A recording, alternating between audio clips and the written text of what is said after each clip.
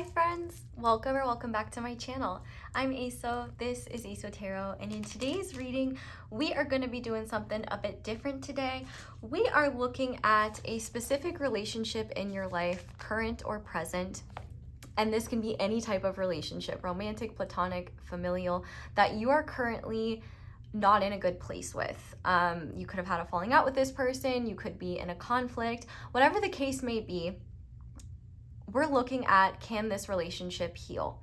And I put right now because, you know, energies always change and you never know what the future holds, but based on what it looks like right now, are things open for healing between you and them? So how this reading is going to work is we're going to start with an energy check where you are going to be on the left, your person is going to be on the right, and the connecting energy between the two of you will be in the middle. And we'll look at both of your energies and intentions and the connecting energy, and we'll look at them and see if these energies are open or blocked. Now, if anything is blocked, you know, we'll look at why. But essentially, yeah, we're just seeing what is open for healing and what is blocked. And then if that resonates with your situation and sounds like you, I do want to say this is a reading where you do not want to force things if they do not fit. Please trust your intuition. If this reading is not for you, that's okay, but I appreciate you leaving me a little like anyway.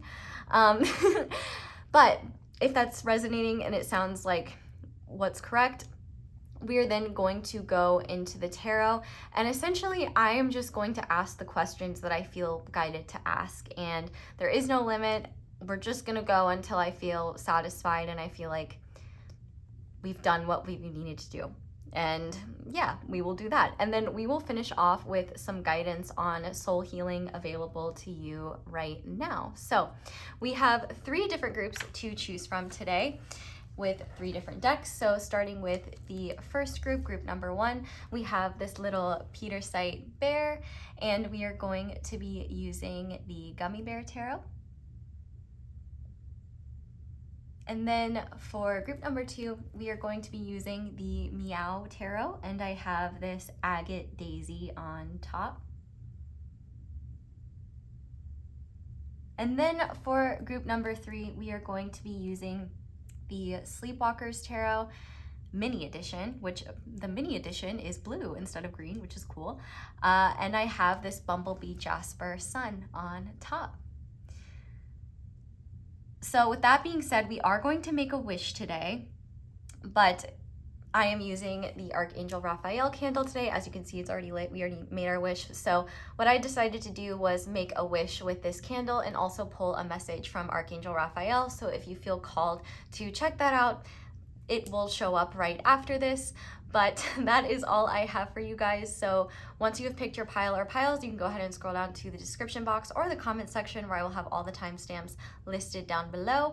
And once you picked your pile or piles, I will see you in your reading. Don't force anything that doesn't fit. And yeah, I hope that I can help bring any sort of healing today, no matter what that is. Thank you for being here, and I'm gonna give it over to Make-A-Wish Aso. In the words of our Lord and Savior, Hilary Duff, let the rain fall down and wake my dreams. Is that it? Let it wash away my sanity. I can't remember the rest of that song, but it's coming clean. And what we are going to be doing right now, if you came here, is to make a wish on our lovely candles. So this is not from my tarot candle line, but this does come from my amazing candle maker, Maggie. This is the Archangel Raphael healing candle, and that is what we're going to do today. I didn't want to rob you guys of not being able to make a wish. So what we're going to do is we're going to make a wish with this candle specifically to Archangel Raphael, and then we are going to get a message from Archangel Raphael and see what they want us to know and any healing that we can do together. So go ahead now and just pray to Archangel Raphael, who loves you unconditionally, to just be present with you in your space and in your heart. And just set the intention that this candle serve as a vessel for your heart's desires, your heart's wishes, and for your heart's healing. And if you would like to focus your wish on the candle now, or just say it quietly in your head, whatever works for you. I'm going to go ahead now and make my own little wish.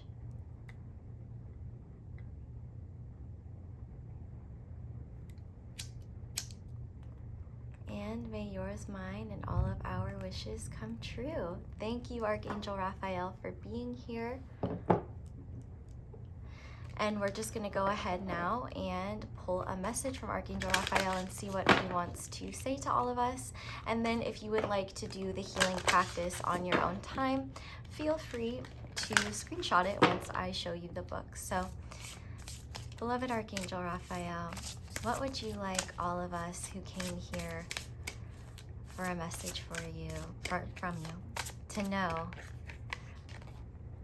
Your heart is a healer. Ah, okay, so this is so perfect for what we're doing, and I love it. We've got the number 22, so 22 could be significant. This is the Angelic Lightwork Healing Oracle, by the way, by Alana Fairchild. As you know, we stand her creations on this channel. She's a fantastic, fantastic creator. So Archangel Raphael wants us to know, you are now offered healing for the heart in all matters of love and forgiveness. Your heart is a divine genius, a true healer. It knows how to experience all emotions, from the heights of bliss and pure divine love to the depths of sadness, loss, and the pain of betrayal. It can arise renewed again and again. This oracle asks you to give your heart some extra love. Oh, I love you. I was about to say a pile, but I was like, I don't know who's here. So I guess sound off with a green emoji if you want to know, if you want to let me know you are here for the healing squad. This oracle asks you to give your heart some extra love. It is working hard for you to heal, renew, and open to the next chapter. There is something special in the wings of your life, and your heart is guiding you towards it. Continue to let go of meanness, cruelty, and pain from the past. Let it be. Give your mind permission to tune in to the loving wisdom of your heart that always knows the way to heal and move closer to the divine fulfillment of your highest destiny. That is so beautiful and so perfect for what we are doing today, which is looking at healing. So I'm going to go ahead now and show you the pages of the healing process. If you would like to do that on your own, whether screenshotting that, I'm going to leave it up for like 10 seconds on each side. This is a bit of a longer healing process, and I often actually do these healing processes when I'm in the bathtub. I know that sounds silly, but like I'll go in there and, well, I'll first like shuffle a card from maybe like this deck, and then I'll take the book with me into the bathtub, and then I'll kind of just do the healing practice while I'm in the bathtub. You don't have to do it while you're in the bathtub. I wouldn't recommend doing it in the shower unless you have it memorized, because you might, get stuff wet. But these healing processes can be very powerful, and I can understand that it's hard to feel like it's working when you're the one facilitating it and when you kind of have to look and read and see what it says. But I promise that's more than enough. And if you want to have the healing process kind of spoken out for you, I would recommend recording yourself. And I know that sounds horrifying, but part of self-love is accepting what our voice sounds like, right? And by facilitating your own healing with your own voice, that is far more powerful than me doing it. And yeah, so here is the healing process if you wish to do that on your own. This is the deck if you wish to get it. But with that being said, I'm going to go ahead now and start the reading. So thank you guys so much for doing this healing with me. Thank you guys so much for making a wish with me. Thank you so much for not giving up on your heart and giving your heart room to heal and grow. So with that being said, now I'm going to go ahead and get into your reading. Hi there, Pile 1. Welcome to your reading, and thank you so much for being here. If you guys chose the Pietersite Bear and the Gummy Bear Tarot, this is going to be your reading on can this relationship heal? Now, you're going to have to bear with me a little bit because we are going to be kind of doing this more intuitively rather than having a strict setup plan. So what I do have set up is the energy of this reading. So if you resonate with what I'm talking about, then this is your reading. If you don't, I would try a different pile. You are going to be on the left, your person is going to be on the right, and your person is whoever you are asking about. We are not specifically asking about romantic relationships. This could be any type of relationship, romantic, platonic, familial, whatever. And we're basically just going to be looking at whether the energies between the two of you are open for healing or blocked for healing, and why. And then we're going to go from there, and I'm going to use the tarot deck you chose to answer a bunch of questions, and we'll just see where the reading leads us. I'm going to have fun, less structure, less rules, more healing. Okay, so let's start by looking at your energy and intentions towards this person. So for you, we have the last hurrah, and we have defeat. Oh, this one makes me so sad. I'm sending you a hug, pile one. Open your heart and you'll get it. And then looking at your person's energy, the person you're asking about, we have the Tower in reverse, and we have rest.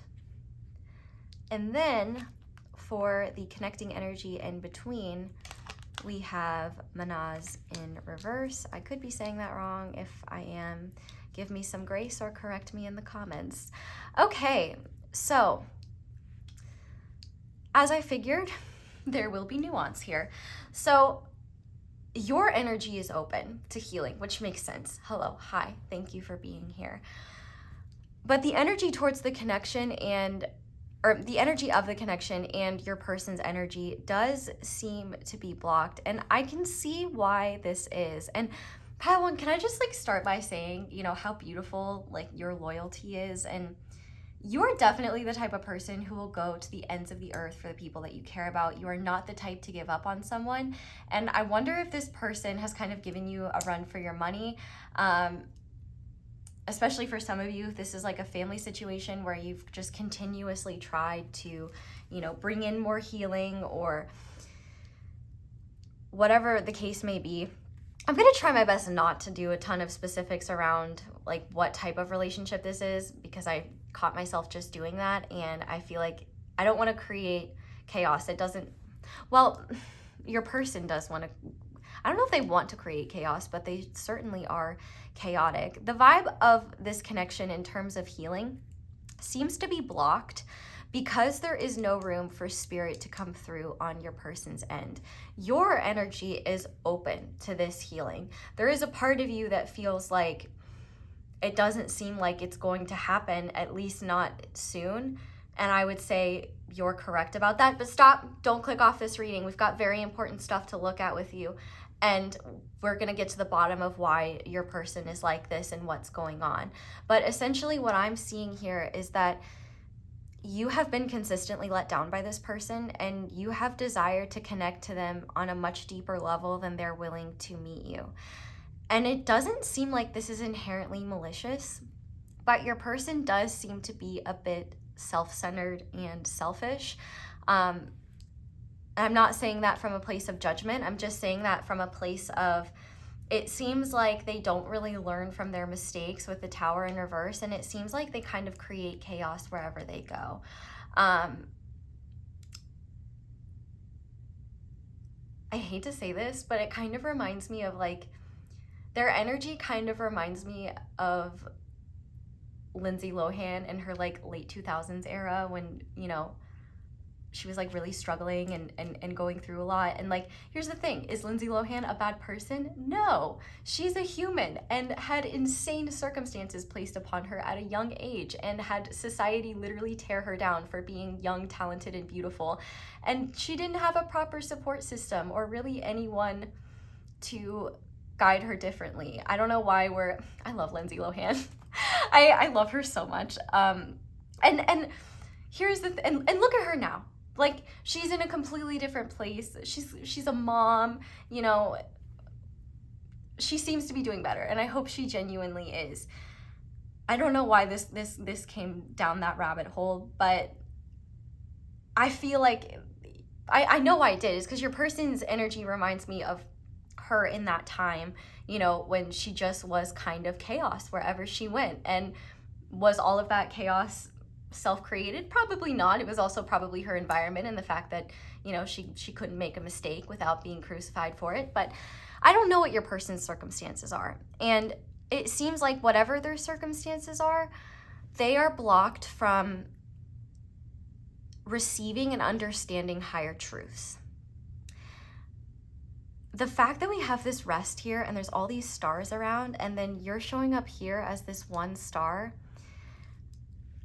I feel like, and I don't say this to like trigger you, I say this to help you understand that there is nothing that you can do to show this person things differently. I am sure that other people have as well. And like, look at all these people that care about your person. You're not the only one. And maybe these aren't all people. Maybe there are also opportunities for awareness, opportunities for understanding. No matter what it is, your person doesn't seem to have much empathy or understanding for other people because they are very much focused on themselves.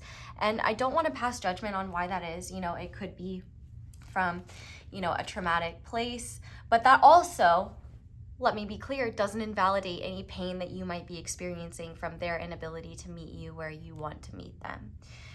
Truths can coexist. And I feel like this is actually a really beautiful representation of where you guys are at, because it's like, you seem to feel like you're in the darkness, but you're in light, whereas your person feels they're in light, but they're actually in darkness. For you, I can just tell that you see something special in this person, and you see their soul light, but they don't see theirs. You have a connection to your soul in a way that your person doesn't. And that doesn't mean they never can. But if you think of the concept of like selling your soul to the devil, right? Really what a lot of that is, I mean, I don't know what weird crap people are doing, but that can happen in very subtle ways. And we see that through the devil card, you know, the things that we're attached to, the things that we hold on to, you know, the things that we do to satiate our ego that deny our spirit. That is a way of selling our soul to the devil, right? And I'm not saying that that's like what your person did. I'm just saying that this person is much more in ego, and they're not really able to see their soul. Their egoic experience is the truth of their reality, whereas I think that you have an awareness and understanding of the fact that you have both your ego and your spirit, and there are multiple parts of you. And maybe you were once in a position where you were only in ego, and now you are starting to see the light, or now you see things much more clearly, and it's like you want to share it with this person, but they are unwilling to. It seems like whatever rift happened here happened because this person either wasn't capable of making the changes you desired, or you realized that this person was not able to connect with you in the way you need to connect in order to have meaningful relationships, which for you is someone who meets you as deeply as you're willing to meet them, someone who fits well in your life, and someone who supports you in the way that you support them. And I wonder if this person denied you in a way. And also I want to mention too, this representation can also just be the amount of times you've tried to connect with them, the amount of times you've tried to show them something differently. But I have to say, first and foremost, if this person brings a lot of chaos and, you know, hardship to your life that doesn't seem to change and move, like, that's gonna create a lot more blockages in your own healing, because they're kind of like a bull in a china shop, you know, they don't even realize that they are the bull in the china shop, you know, they're just doing them and honoring what feels good to them, but what feels good to them is based on an ego level. And it seems like, you know, the ways in which you're trying to connect right now, it's just not connecting. It's like, explain tax law to a baby. That baby is gonna stare at you and do what a baby does. Poop its pants, cry, make cute faces, smile and laugh for no reason. Babies are so cute. And, you know, and I feel like in a lot of ways, this person is kind of a baby soul, like in the sense that their soul seems to be kind of newer, like they're having a lot of earthly experiences, and it just seems like you have the energy of, why does every reading come back to Shrek references? Oh, I know why, because Shrek is incredible. When I feel your vibe, I'm feeling like the scene from Shrek 2 where first of all, the fairy godmother is singing the just absolute best rendition of Holding Out for a Hero. It's better than the original, and I wish it was available. Like, seriously, Google Holding Out for a Hero Shrek 2 cover. It is chef's kiss. It's incredible. Like, and I feel like you are that. And in a lot of ways, like, you are Shrek. You are handsome Shrek riding in on handsome donkey and coming in to save the day. Like, and I feel like the thing is that not everybody is worthy of that saving. It's like the difference between Fiona and Prince Charming. Like, Fiona is a deep, compassionate person, the same way Shrek learns to be, right? I'm not saying you're Shrek or Fiona, but like Prince Charming, he's surface level and only cares about his desires and has mommy issues and, you know, just wants what he wants when he wants it. He doesn't, even if I guess he works for it, like, it's still from a schemey point of view. It's not loving. Prince Charming doesn't want to be with Fiona because he loves Fiona. Prince Charming wants to be with Fiona because he loves the thought of being king and loves everything that would come with that, right? And so it's like, you guys are coming in from these two very different positions where your desires aren't matching. I mean, and there could be desires that do match, but it seems like it's deeply painful for you to try and connect with this person, because every time you do, it's like it just falls on deaf ears, or they say one thing and do another, or they're just not able to show up in the way that, you know, you're seeking and asking. So we're gonna go ahead and start getting to the bottom of this, because it seems like, can this relationship heal? Right now, no. If you can do basic math, which I know, disgusting, we almost never do it on this channel, I promise, but you're open, the connection is blocked, and your person is blocked. And it seems like your person is the key to why these connecting energies are blocked, because it's kind of like, you know, meeting a force of resistance that isn't your barrier to break through, if that makes sense. But, get back in there. Am I putting these back the same way? Someone pointed out that I do the deck, I do this more as like a little thing, but then I realized, someone pointed out to me that I put them back in the exact same position, which really doesn't matter because I'm shuffling anyway, but I thought it was funny, and now I think about it and I pause for it. Anyway, what we're gonna go ahead and do now is I'm gonna start shuffling cards, and what I first wanna look at is why your person is blocked from meeting you here, and why, because we're gonna do a lot in terms of looking at your energy, and I just kind of wanna understand where your person is coming from first, so that I don't make any like false promises or give them the benefit of the doubt or create hope where maybe like, because I don't know, like, this is a general reading, and for some of you, this person could stay unaware of these aspects of self for a long time. I mean, the fact that we have the Tower here, if it were upright, these are like divine shakeups, but the fact that it's reversed means that, like, even if the universe is sending this person Tower moments, they're not waking up. Like, they're not seeing it. And I feel like there is a part of you that's like, maybe you kind of distanced yourself from this person and they haven't really reached out. And I feel like that is pretty telling, because it's just like, I think that the connection that you have forged with them is much deeper than the one that they have forged with you. And that's not because you're not worthy of that. It's because they are literally incapable. It's like, you know, it's like telling a baby to swim to the bottom of a pool. They're not even gonna understand what you're asking them to do. They don't even have like those functions yet. Like, and I know that may be hard to hear, but it's important to understand, because your loyalty deserves to be with those that can hold it as well and appreciate it and meet you halfway.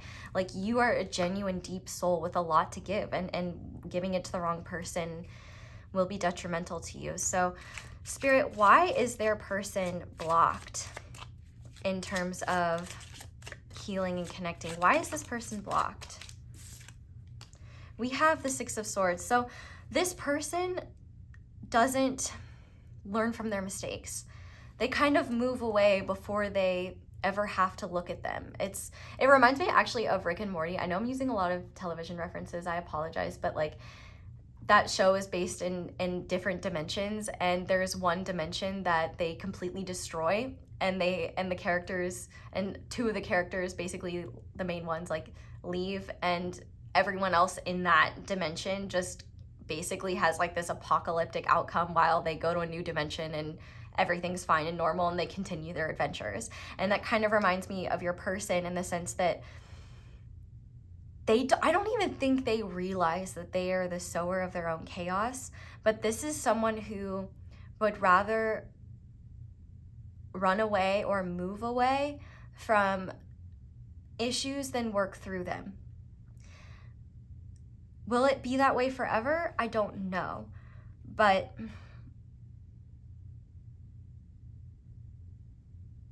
they don't reflect, and they have trouble with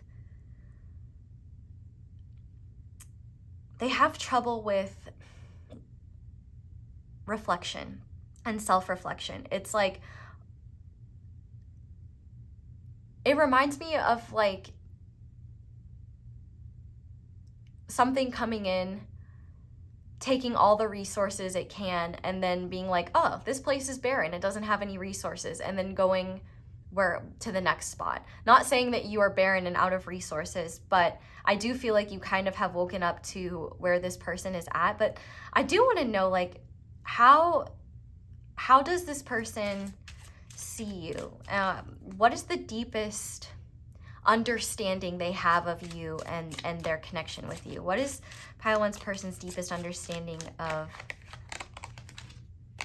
Okay, so I think that they know that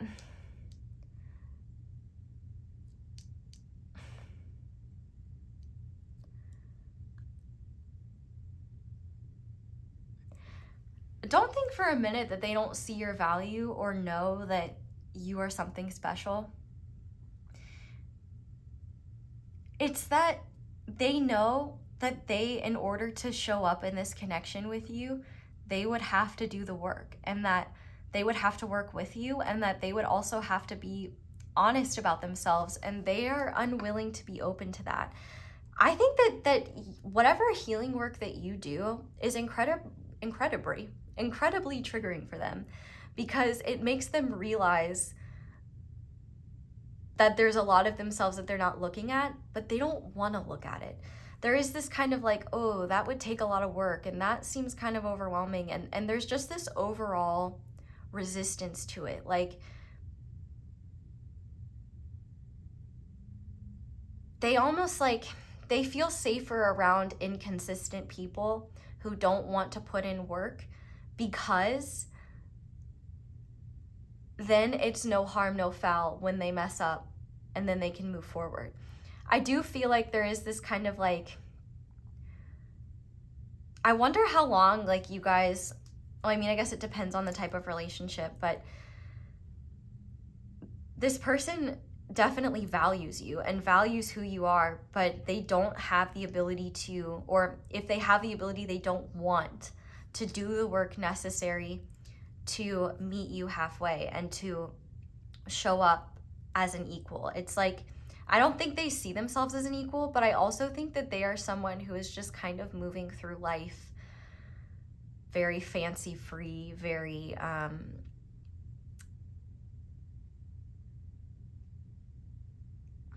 I think that they like to keep things light because there's a lot of darkness underneath their surface that they're not ready to address. And I feel like with this Eight of Pentacles, they might use work as like an excuse, or they might feel like, oh, I need to work on myself, I need to work on my stuff, but they don't actually work on anything. I feel like this person maybe thinks they do, or like tells themselves like, yeah, I'm gonna work on this, I'm gonna do this, I'm gonna change, but I don't see them actually acting on it, because once they try to face it, it's like, oh crap. I don't want to deal with these emotions. I don't want to deal with what's going on. But I do think that they know that there's something here, and like, they see your relationship as, whatever type of relationship this is, they see it as one where I don't think they deserve you. Like, and they also feel a little bit vulnerable around being open with you. And hi there, pile one. You're probably wondering what just happened. I will tell you what happened. I finished your reading last night and it was really beautiful and I loved it. And then I went to go hit stop recording and I realized my camera decided to do that on its own. I don't know why. I had plenty of storage and a full battery, but I don't know. It just didn't record. And it was really upsetting. And I was like, I do not have the emotional bandwidth to redo this reading. And you guys deserve me at my best, not at my, quite frankly, most pissed off. So I was like, oh, I'm gonna go to bed and we'll kick back up tomorrow. So where we were at, I burned my nail when I was cleansing. Where we were at was we were looking at your person and what their deepest understanding of your connection is. And I think their deepest understanding of this connection is around the fact that this connection requires work of them, because you are a solid, reliable person. Even if you don't see yourself as that way, compared to this person, you 100% are. I definitely feel like there is just a deep resistance to doing that work, and I think it's largely because I have to stress like how impersonal this is, in the sense of like, it's not you, it's what you evoke within me. Does that make sense? And it doesn't matter, you know, what type of relationship this is. It's just obvious that you show up with more care and commitment and concern than this person does. And I also want to mention that I feel like I don't want to say I took on your energy, because I think that we really can't take on someone else's energy unless there's a part of us that resonates with it. And I feel like I kind of really felt your energy last night, and in just the sense of like the frustration and the powerlessness and the feelings of defeat and anger. And like, and mine wasn't coming from like a relationship, it was coming from the fact that I was frustrated that, like, you know, my hard work wasn't recorded. But when you put all of your love and care and your heart and soul into something or someone, I know how hard it can be to realize or to be disappointed by, you know, the shortcomings of the reality around us. And I'm kind of glad it happened, because I need you to know, like, because we're gonna move into a lot of stuff about you and about this connection and what it means now. But I just want you to know, like, it is okay to feel however you need to feel. And in fact, I encourage it. Like, when I kind of felt myself going off the rails last night, I gave myself permission to just be done. Like, okay, this is a manifestation of deep frustration that's not just related to this reading, but rather more about my own process.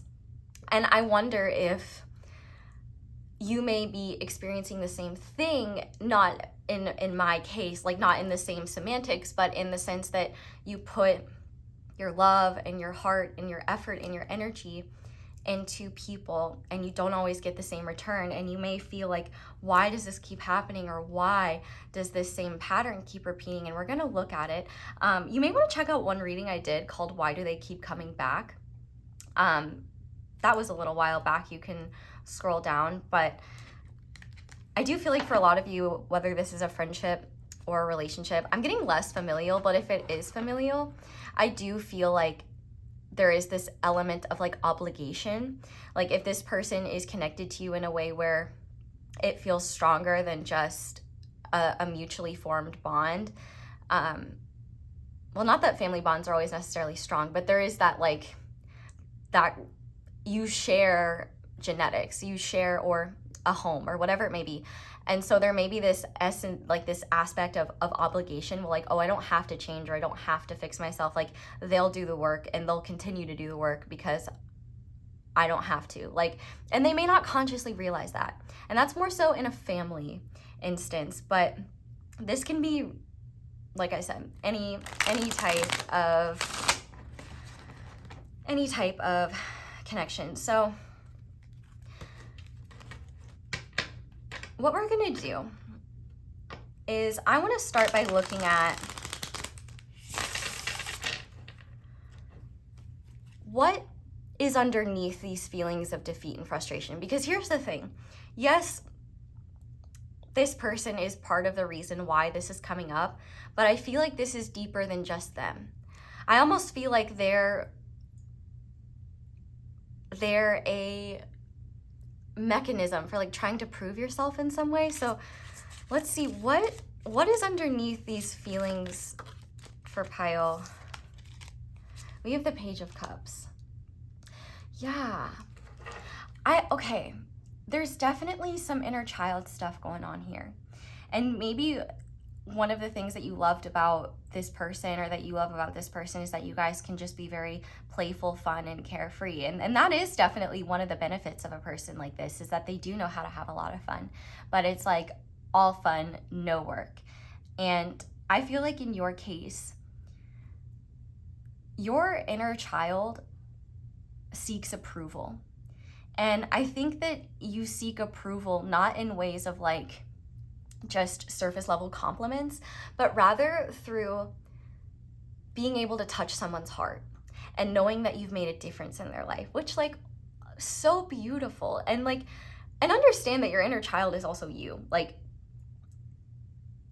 and when you think of your inner child, you don't have to think in terms of like where your brain and your consciousness was at, but where your heart was at. Because children can just love, like it flows effortlessly, and it is just how they are. And you know, I can even remember when I was like young, I had this realization once where I was like, wow, you know, people don't pay attention to me with like the same depth that I pay attention to them. Like I would remember all these little teeny tiny facts about people, and honestly look at them through the lens of God. Like when I look back on it now, because it was through the lens of love, right?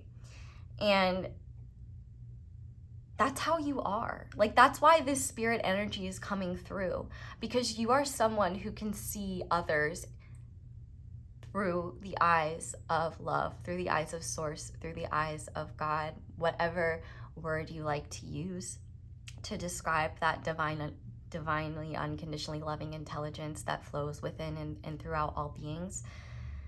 You're able to connect that way. And I feel like you're subconsciously drawn to people that are hard to connect with in that manner, because there is a part of you that is almost seeking validation from them that you have this quality within you. Because yeah, if someone can already perceive it, you didn't have to work for it. You didn't have to earn it. And I think there is a part of you that has learned that love can be painful, and that, you know, that you have to earn approval, or that you have to earn people seeing you or validating you. And that's not true. You don't need other people to give you permission to be playful and fun and love others freely. Love given is never wasted. And I want you to know that no matter what type of connection this is, the love that you've given this person is not wasted. Love grows love, always, every time. And just because they may not be able to see that and receive it, doesn't mean that it's wasted or you've done something wrong. In fact, what I think this is trying to show you, and why maybe this is a pattern, or people like this come up in your life, or why you seem to be able to struggle to let go of this situation, and not in terms of like this person entirely, like if you still want to have them in your life in some capacity, that is your choice, but they are mirroring back to you the fact that you can't receive the love that you give so freely. And what they are trying to show you is that you're going to constantly feel unsatisfied and undernourished when you're not acknowledging that love inside of you. It's like you are looking for people outside of you to acknowledge that for you, which is not a bad thing. Like, humans are social creatures. It's very normal. You're humaning. It's normal, and you should not feel any type of way about that. But realize the people that you are seeking to validate this part of you are ones that seem to be unable to. And so I think that they are validating some sort of insecurity within you, that maybe your love isn't as pure, or maybe your love isn't as powerful, or maybe your heart isn't worthy of, you know, care and understanding. Maybe you do have to prove your worth, or maybe you do have to show up and in the ways that they expect, and that's just not true. And I think that you have a very beautiful, passionate, devoted, loyal heart, and that is incredible. And when you recenter that, not only towards yourself, but towards the things that bring you meaning, that fill your heart up and that give you a sense of purpose and meaning, you will start to see why not only is this situation not as personal as it feels, but also why it was never your job to reach this person's heart space and soul space, and there is no one person that could do that. You know, if you think you can change them, well, buddy, you're gonna have a hard time, because they can't even change themselves. You see what I'm saying? And so I think that really what's underneath this is, actually, let's just stop. Can you just take a second, put your hands on your heart if you can, if you're in public or somewhere else, you know, just visualize it and just let your inner child know and your heart know, hey, I love you, I see you, I feel you, you matter, you're deserving of love, and I love you. And then repeat what I just said, because I just forgot it, in first person. I'm saying, well, you could do first person in general, but just feel the part of you that is in so much anguish is the part of you that needs to be seen. And that part of you that needs to be seen needs to know that it's loved and that it's valuable.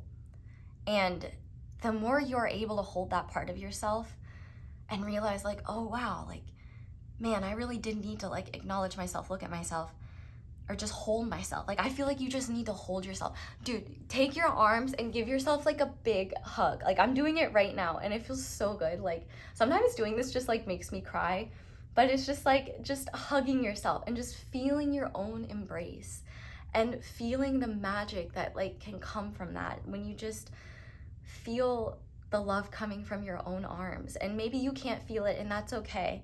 But just try and see what feelings arise. And whatever arises, don't judge it. Accept it. And see what it has to show you, because there's so much awareness there. So what does pile 1's inner child and pile 1's heart really, really need in order to feel held, loved, and seen? We have the 7 of Swords. Can we clarify that? Okay, what you really need, number 1, is a bit of healing of the mental body. So if you're not already in therapy or doing something to just kind of work on, you know, your mental space, whether that's journaling, you need to work with your mental body, because it seems like your mental body is cutting off not only your connection to trusting your own intuition and trusting source, but it's also cutting off your ability to manifest. And you are a powerful manifester. Like, the most powerful manifestations come from the heart. And so if you're not tapped into your heart, anything that you're trying to create is going to be automatically less effective. And there is a part of you that hasn't healed yet, and that's okay, from these experiences. And considering you may still very well be in the midst of this, it may take some time to deal with these feelings and to work with them so that healing can occur. You're already open to this healing, which is wonderful. But I think what you truly need is to stop betraying yourself. You know, with this 7 of Swords here, not only does these, like, wounds of rejection and unworthiness manifest in, like, a fear of being rejected and in a fear of trusting others and being open to others. And maybe that's why you've hung on to this situation for so long, because it's familiar and it's what feels familiar. But with this Magician here, there's so much more that wants to seek you, and there's so much more that you're seeking. And it seems like your mind is cock blocking your heart and spirit, which, tale as old as time, I relate. Welcome to the club. And what your inner child really needs is for your authentic spirit to sit with it. And I would ask yourself, how were you parented growing up? And how would your parents deal with, you know, your emotional vulnerability or your emotional sensitivities? And pay attention to whether you treat yourself that way too, whether positive or negative. But if it is negative, maybe pay attention to that, because I think you're probably already aware of how that's an unhelpful way of nurturing you and guiding you. There are betrayal wounds here. But what you're stepping into and starting to recognize is that you have so much magic and power within you. And all that's stopping you from trusting it and feeling it is this lack of trust in yourself and this need for people around you to acknowledge and validate it. So that it's almost like you need people to see you and see what's there before you can be truly seen. And I think that's, and when in reality, you just need to be you and show up as you are. And in doing that, you will see more clearly what will naturally align with you and what won't. I also feel like your loyalties have been towards people that have betrayed you, which makes it a lot harder for you to know what is authentic guidance and what does work for you. And so what Spirit is really saying here is you're going through a process of unification of the emotional, mental, physical, and spiritual bodies. And that's incredible. And I'm so excited for you. But the mental body is going to be the hardest component of this, especially because not only as a society do we operate primarily in the mental body now, but also we are taught to discern from the mental body. And the mental body is not going to be the most powerful form of discernment for you. Your heart is.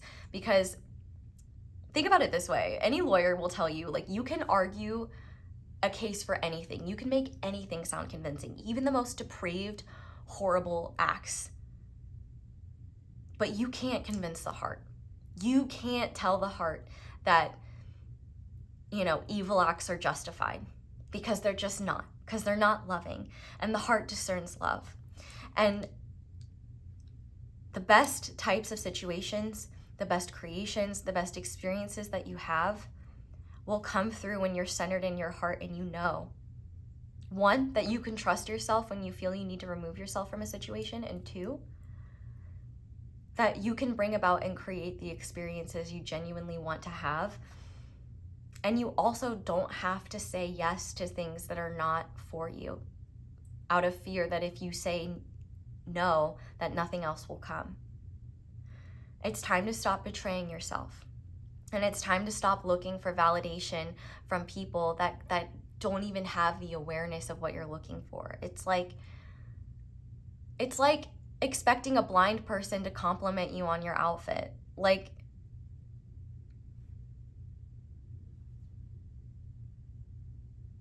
I mean, they might like the touch of the fabric. Okay, obviously I'm generalizing, but what I'm saying is, and I've been using, I don't know if that made it into the video or not, but I was using analogies of like expecting someone to sense something that they don't have a sense for. And I feel like a lot of the rejection that you have felt has not been because people genuinely see bad things in you or think you're unworthy, but the things that you are looking to be validated, they couldn't see. And so I feel like what will be really helpful for you is validating those things on your own, because then you will also be able to see who can validate it for you as well. Because validation is not necessarily a bad thing. When we're relying on it, it can be. But I think that your inner child, like, dude, children, what do kids do? They're like, look at me, look what I can do. They want tons of validation, and that's normal and that's okay. You know, they do a little turn and they're like, look at me, and you're like, wow, that's great. That's what you need from you. And I feel like that's what you've been looking for from this person, for them to see you in the way that in the ways that you've been able to see them. but they can't see you in those ways. And the picture that, even if they could paint the most accurate picture from their perspective, it would still be so distorted and not based in the truth of who you are. And that doesn't mean they see you in a bad light. They don't.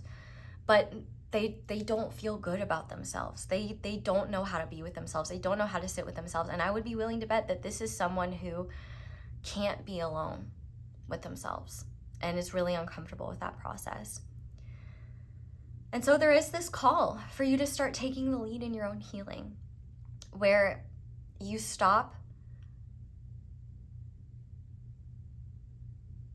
whether consciously or not, placing your worth or placing these things you want recognized in others' hands, especially the hands of those that can't hold them. So now I want to see what blessings could... Okay, is there a practical example of how pile 1 can bring more healing to their heart and the situation? Choose yourself, period. Choose yourself. You know, the 5 of Swords is often viewed in a negative context, and like it can be, but I feel like there are times where we really do just have to let go of how people are going to feel about what we need to do in order to heal, and just do it. Because once you feel how good it feels, you'll realize, oh, I'm not betraying anyone by doing this, because you're really not. If anyone treats your own healing as a self-betrayal, that is a sign that they are not a safe person to put your heart with. And I think the more healing you do, the more you'll be aware of, oh, is this a safe person to put my heart with or not? And obviously, I know I said this isn't a love reading, but you know, it's not just romantic love where you put your heart in a situation. You know, I have very deep, meaningful friendships that are very heartfelt and based in love. And it is important that my heart feels safe with them, and vice versa. And any type of relationship, you know, the ones that are deeply meaningful and the ones that will be deeply meaningful to you are ones that are heart-based and heart-centered. You will not, they will never shame you for doing what you need to do to feel good. And they will never guilt you for setting boundaries. And in fact, maybe even the people that you need to set boundaries with wouldn't guilt you, but you would feel guilty and you would feel bad. And so there it is again, you are the one that is shaming and judging yourself for not being a martyr. And you're not a martyr. You need to stop martyring yourself. There are, you know, instances where being a martyr is praised, and it shouldn't be, because it is not a positive quality to completely sacrifice yourself to the needs of others, especially when it's not necessary. So I want to see, okay, I feel this energy from you where like, you're like, okay, so you're telling me all this stuff, but like, how do I do it? It's not as complex as you're thinking. It starts with just sitting with yourself and just observing and noting what's going on and paying attention to whether you're judging that or not, because your own self-judgment is a very powerful part. But I feel also called to say a lot of this healing is happening naturally, and the resources and guides and information you need are flowing to you in the perfect time, in the perfect way. And so if you don't know something, you may not be meant to know something at that time, but just know that just because you don't need to consciously heal in order to heal. Time heals a lot of things. You know, we don't have to tell, you know, when we get a scratch, we don't have to tell our skin to heal it. It just does it. And so I think part of what you need to know is that an aspect of this healing process is very intuitive, and it's just you choosing what feels right and doing more of what feels good, especially when you feel the inclination to do what will make someone else happy. Because yeah, people pleasing does feel good. That's why you do it. Well, it may not feel good, but it does feel safe, right? And so sometimes what makes us feel good isn't always what is safest for us emotionally. And the only way we can test that is by, you know, choosing differently. And so a way that you will heal is just, how can I choose differently? How can I make the choice that honors me and who I am right now? And it takes awareness. And so if you're someone that has a hard time sitting with yourself and being aware with yourself, like that is the first step, to just be open and accept to where you're at right now, because that's perfect and that's where you need to be. But I feel called to tell you though, like, you're doing great, and you're going to continue to do great. And your healing process is one that is unique to, even though every single person here that chose this pile, you know, has this reading in common, how each of you heal will be different. And what each of you needs and what your heart needs and how you need to be supported will be different. And that's why it is important for you to advocate for yourself and stop looking for the answers in everyone else, especially those who don't even know the questions that you're asking, can't even understand the questions that you're asking. They certainly can't be the answer for you. Pay attention to birds. Birds might be a powerful sign for you. And pay attention to the words of strangers. You might have strangers come up to you and tell you things that you just need to hear. But you don't need to be conscious with this process. So the fact that your mind is already, okay, I need to heal, but how do I heal? Well, you start by keeping your brain in check and saying, I don't need to know how. I can trust that it's already happening. And I can pray for guidance or ask for guidance. You know, I know some people are uncomfortable with the word prayer. So whatever word makes you feel most comfortable. The goal here is for you to feel more comfortable in your emotional body and more comfortable validating yourself and validating your truth without needing others to do it for you and without seeking that validation. Because whether you realize it or not, it does seem like that is an underlying reason why you've been holding on to this situation. And remember that truths can coexist. There can be love, camaraderie, compassion, friendship, understanding between the two of you, and still a lack of connection, a lack of reciprocity, a lack of being able to meet each other's needs. Like, these, not only can these truths coexist, they often do, and that's what makes it so confusing. But I want you to know that you're not doing anything wrong by sharing your love freely with the world, but you are doing something wrong by not acknowledging how loving your heart is and the fact that it needs you to protect it so that you can place your love into the world in intelligent ways and in meaningful ways, rather than ones that leave you feeling depleted and defeated. You deserve that. Okay, so I want to see what blessings will come as a result of the healing work that you're doing. So, and like I said, whatever that healing work is, sometimes healing work is just, I choose to be kind to myself today. I choose to give myself a break. I choose to not be hard on myself. I choose to give myself grace. Those are powerful choices and very healing things. So what blessings will come from pile 1 doing this healing work? Yeah, you won't be attached to the things that keep you stuck. You know, the devil is that card that is all about what keeps us chained to the material realm, what keeps us chained to what doesn't serve us, what keeps us stuck in the lower mind, what keeps us stuck in our darkness and stuck in cycles. And let's be clear, darkness isn't necessarily a bad thing, but it keeps us stuck where we don't want to be and keeps us holding on to things that don't serve our growth. And what Spirit is really saying here is the healing work that you're embarking on is going to set you free. And it probably won't be all at once. It'll probably be like, I just saw this vision of, like, you know how chains kind of link together. It's like one chain unlinks and then another and then another and then another and then another. And then it's like, you may not even consciously realize how much freer you are until you reflect back and you're like, wow, me a year ago would have made a completely different choice. Or wow, me a year ago wouldn't have been able to surrender and release what isn't serving me. Wow, me a year ago wouldn't be able to let go of this toxic situation or this toxic relationship. Whereas the version of you that you're coming into is. And what's coming from this is empowerment. An awareness of where putting your love, focus, and energy will only lead to depletion and disappointment, you know? Because you deserve so much more than that. You deserve freedom.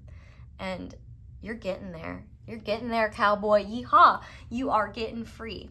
So before we move on into guidance, I just want to ask, Spirit, is there anything that pile 1 needs to know about this situation with this person moving forward? What could bring them the most amount of peace in terms of this situation. Before I turn this over, I do want to say, you know what you need to do here. I don't need to tell you. And even if I did tell you, you should only take it as a suggestion anyway, because you are in the lead of your own life. And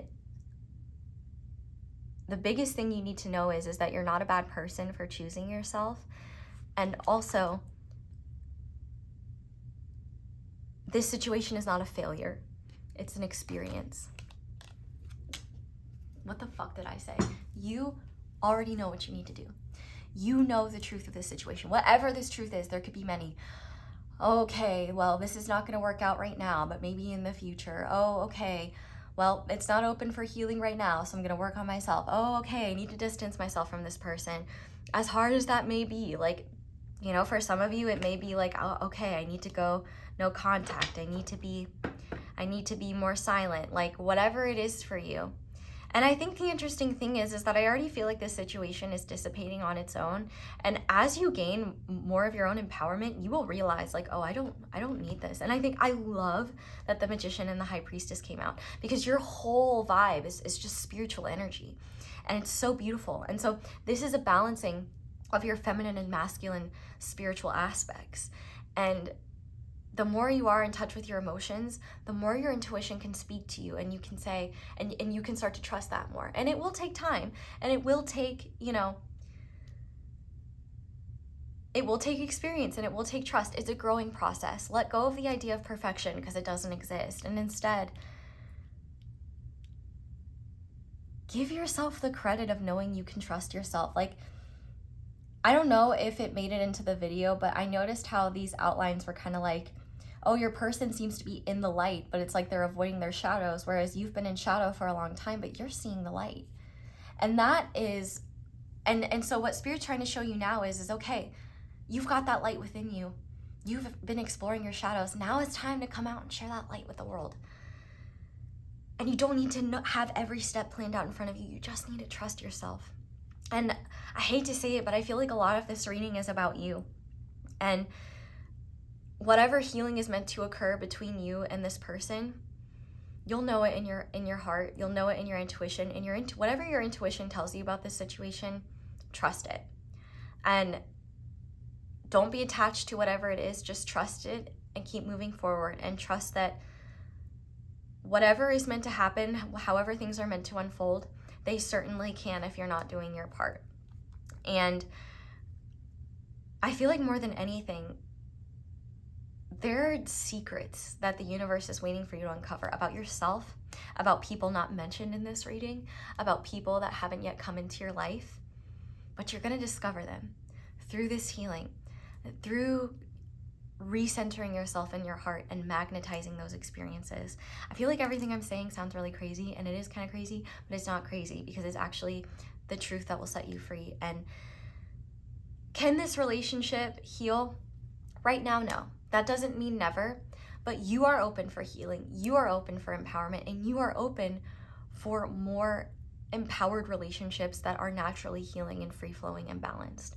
So just know that you're headed in a beautiful direction, and wherever this person is headed, it is a product of their own creation, and you're not responsible for it, period. No matter how hard they may try to place blame on you. But I don't feel like this person isn't intentionally malicious. I just feel like it's kind of like, it just kind of gives me the vibes of, you know, an addict who is not ready to let go of addictive behavior, and their only way to cope with that reality is to lash out. And I'm not saying that this person is an addict. It's just kind of like, you know, how does a teenager react when you try to take their phone away? Like, it just, when you get what I'm saying. But we're gonna go ahead now and finish off this reading with a guidance card. And we will just see what Spirit wants you to know moving forward. And I love this deck, actually. If you don't have it, it may be a really beneficial deck for you. It's called the Cosmic Reading Cards. Because there's so much soul within you that just needs to be seen. And, you know, your child self was so connected to soul and so connected to like spiritual energy. And I think that you've gotten back there in a lot of ways, but you can always go deeper, and that's where you're headed. And I think that things that can't support that are not going to be able to stick around, but at least for now, unless they evolve too, which that possibility is always there. But pile 1, Spirit, what guidance do you have for pile 1? We have Golden Crown. Beautiful. Okay. All right. Let's see what this says. Your light is magnificent. Let us now uplift and honor the radiant light of others. Congratulations on your amazing journey so far. Acknowledge the spiritual and personal growth that you have achieved, dear one. Celebrate this moment. And that's the thing too, is like, you may be feeling like, I'm getting these messages, and you may be feeling like a little bit discouraged, like you're doing something wrong. No, you're not doing anything wrong. There's just more you can do right, or right for you. Let's say that. And you've already come so far. So give yourself another big hug. My higher self is giving you a big hug too. We are all here to rejoice in just how far you've come. Your strength and perseverance have paid off, and your future is bright. The gift of the golden crown has been placed upon your head in honor of all that you've already achieved. Bask in the glory of love that rains down on you. You deserve it. Are you up for your next adventure? We here in spirit need your assistance. Many souls dwell upon the earth are disconnected from love. They do not know their worth or see their inner divine light. We ask that you assist in helping humanity see its creative potential, power, and brilliant light. So here's what's interesting. I'm telling you this, and meanwhile, I'm telling you not to do that with this person. And here's why. Because there are people that are receptive to this. And I think that your person that you were asking about is a mirror to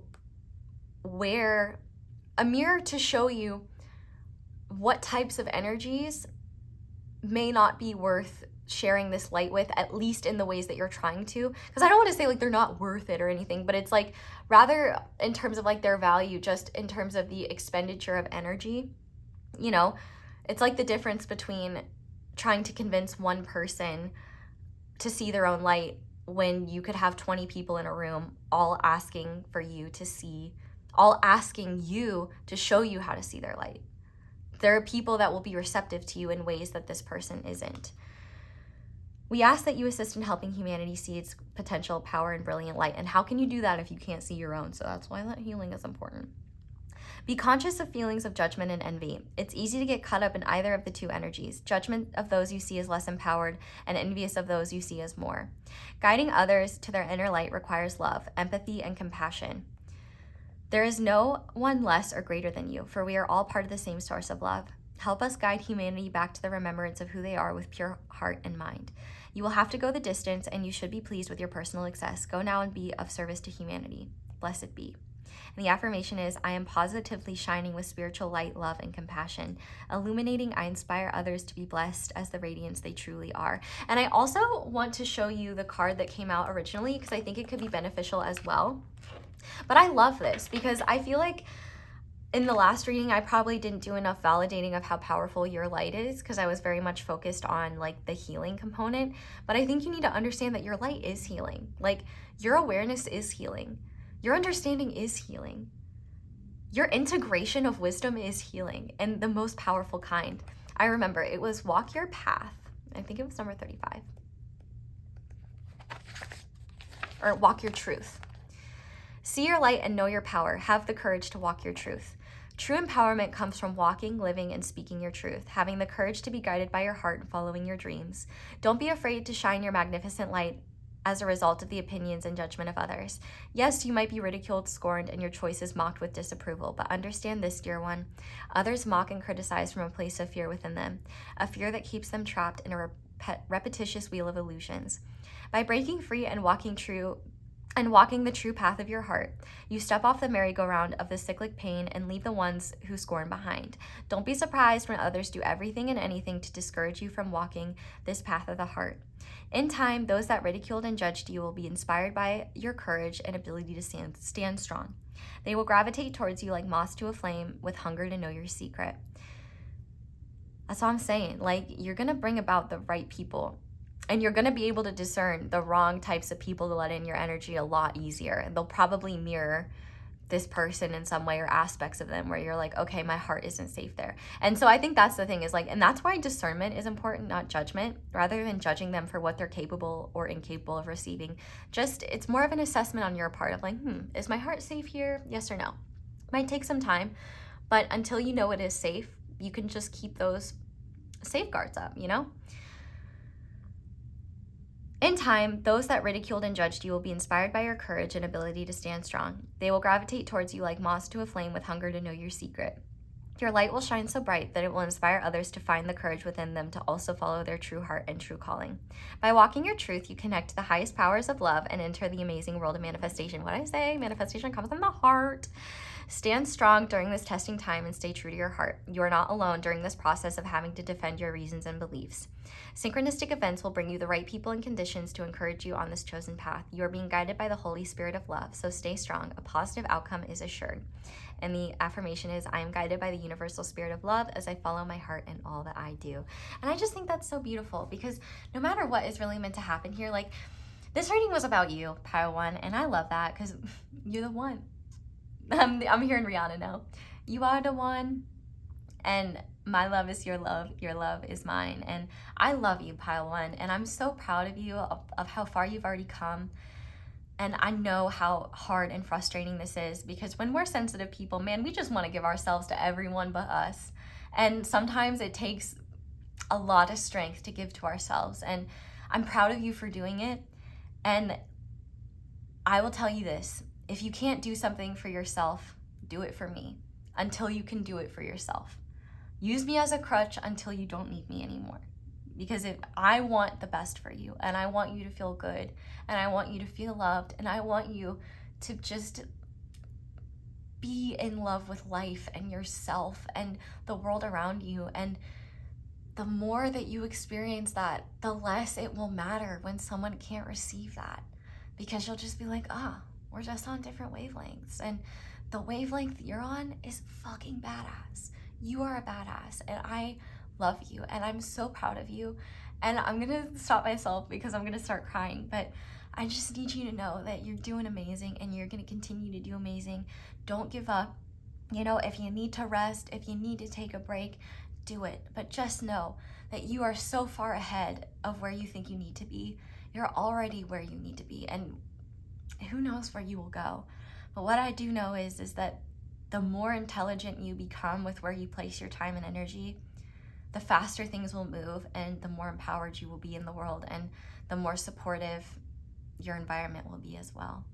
So Padawan, I don't know if any of that made sense, but I'm just going to trust and hope it did.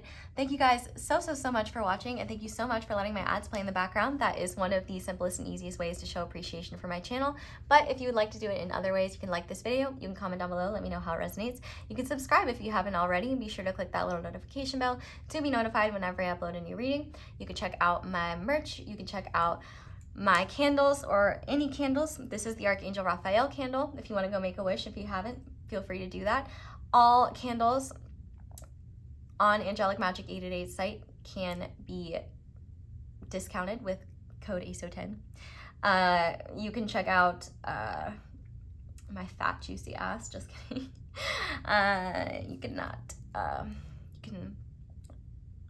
You can check out another video, or what I would really love is if you just do something today that's kind to yourself. If you could do that for me, that would be awesome. But that's all I have for you guys. So thank you so much for watching and for being here. I love you guys so much. I hope you all have a wonderful day or night whenever it is that you're watching. And I hope you'll come back and see me again soon. Bye. Hi there, Pile 2. Welcome to your reading. And thank you so much for being here. If you guys chose the Agate Daisy and the Miaow Tarot, this is going to be your reading on can this relationship be healed. So we're going to start by making sure this is even your reading. So we are going to look at your energy, the person you're asking about. Like I said, this does not have to be a romantic relationship. This is any type of relationship in your life. And you are going to be on the left, your person, and your person is literally whoever you're asking about is on the right. And the connecting energy will be between the two of you will be here. Yeah, okay, so let's start by looking at your energy. We have the T And if you drink tea, comment what your favorite tea is. I'm like such a tea slut, so I'm always looking for new teas to try. And we have abundance. I like these vibes from you.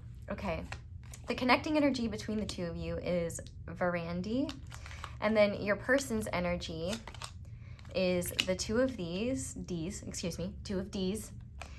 and boundaries, which I'm just immediately taken to the D's nuts vine. This is really interesting because all the cards are upright. Naturally, things are never like, if I was trying to do it so that like if the cards are reversed, it means the energy is blocked, but like things are always like life is more complex than the rules we try to create, aren't they?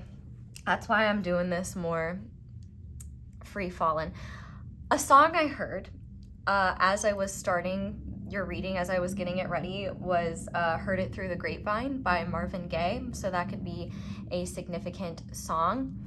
But it definitely seems like no matter what, you and this person have been thinking about each other, but the difference in how you've been thinking about each other is major. In terms of your energy, we have all of these overflowing cups, which is beautiful. Like, it definitely seems like you're in a really good place. And also, you could be in this vibe where you just feel so good that you are looking at everything through rose-tinted glasses. Now, not everything, but I do think you may be looking at this person through rose-tinted glasses, and here's why. It seems like you have something you really want to tell them, or at the very least, like, maybe you heard gossip about them, or maybe there's something you've wanted to tell them. It seems like whatever happened between the two of you, you guys are not part of each other's lives, or if you are, it seems to be very like surface level and cordial. The fact that we have Verandi here, like this, the connecting energy between the two of you is certainly being created in the moment, but what's interesting is that I see a very genuine energy from you, and with your person, I see an unwillingness to even care or open up to what you have to say. It seems like there could be healing in this connection, relationship, whatever type, whatever, platonic, romantic, familial, whatever. But the person you're asking about seems to be in a place of indignance where, if you don't know, telling someone to suck these nuts is not necessarily a kind thing. It seems like this person has a I heard mean and jealous streak, and I do think that applies to you. I do feel like this person has been significant in your life in some way. Like, you guys are kind of all tied up together, and it seems like you do share energy cords with each other. And it seems like you genuinely care about this person and want to share the beauty of your life with them, and they are not open. Like, hands seem to be a very important theme here, you know? There are two hands in the Verandi. There are two hands in your intentions card. But with your person, their two hands are pointed at these nuts, and their intentions, one hand is a hand out. And I noticed that their orange coat matches these orange strings, and it's almost like, yeah, those strings might be weaving, but those strings could also be preventing these two hands from coming together. And so if we look at it, well, as I'm looking at it, I feel like there would be healing in this connection if this person were open to that, but it seems like they do not want to receive what you have to give. And I don't know if you would receive anything back. there seems to be this vibe with them, like they're not even willing to explore your energy. Like it seems like they're pushing your energy out, and in whatever ways they're feeling your energy, it's like they are doing their best to avoid it and shut it down. Whereas for you, you might be experiencing feelings of like longing and a desire to catch up, or a desire to connect, and a desire to just share your light and your love with them. And they do not want that. So in terms of can it, not right now, because they don't want to, but we're gonna look at why that is and what's going on here, because what you do need to know, pile 2, is that you're good. Like, you're fine, and you don't need this person. But I want to see why they are acting this way towards you, and why they feel so, why they're radiating IDGAF vibes, because they do GAF. They do give a frickin' heck. I said the F word a lot in the last reading, so I'm trying to be careful. I just want to see what this is. Oh, the Tower, before I put it back. I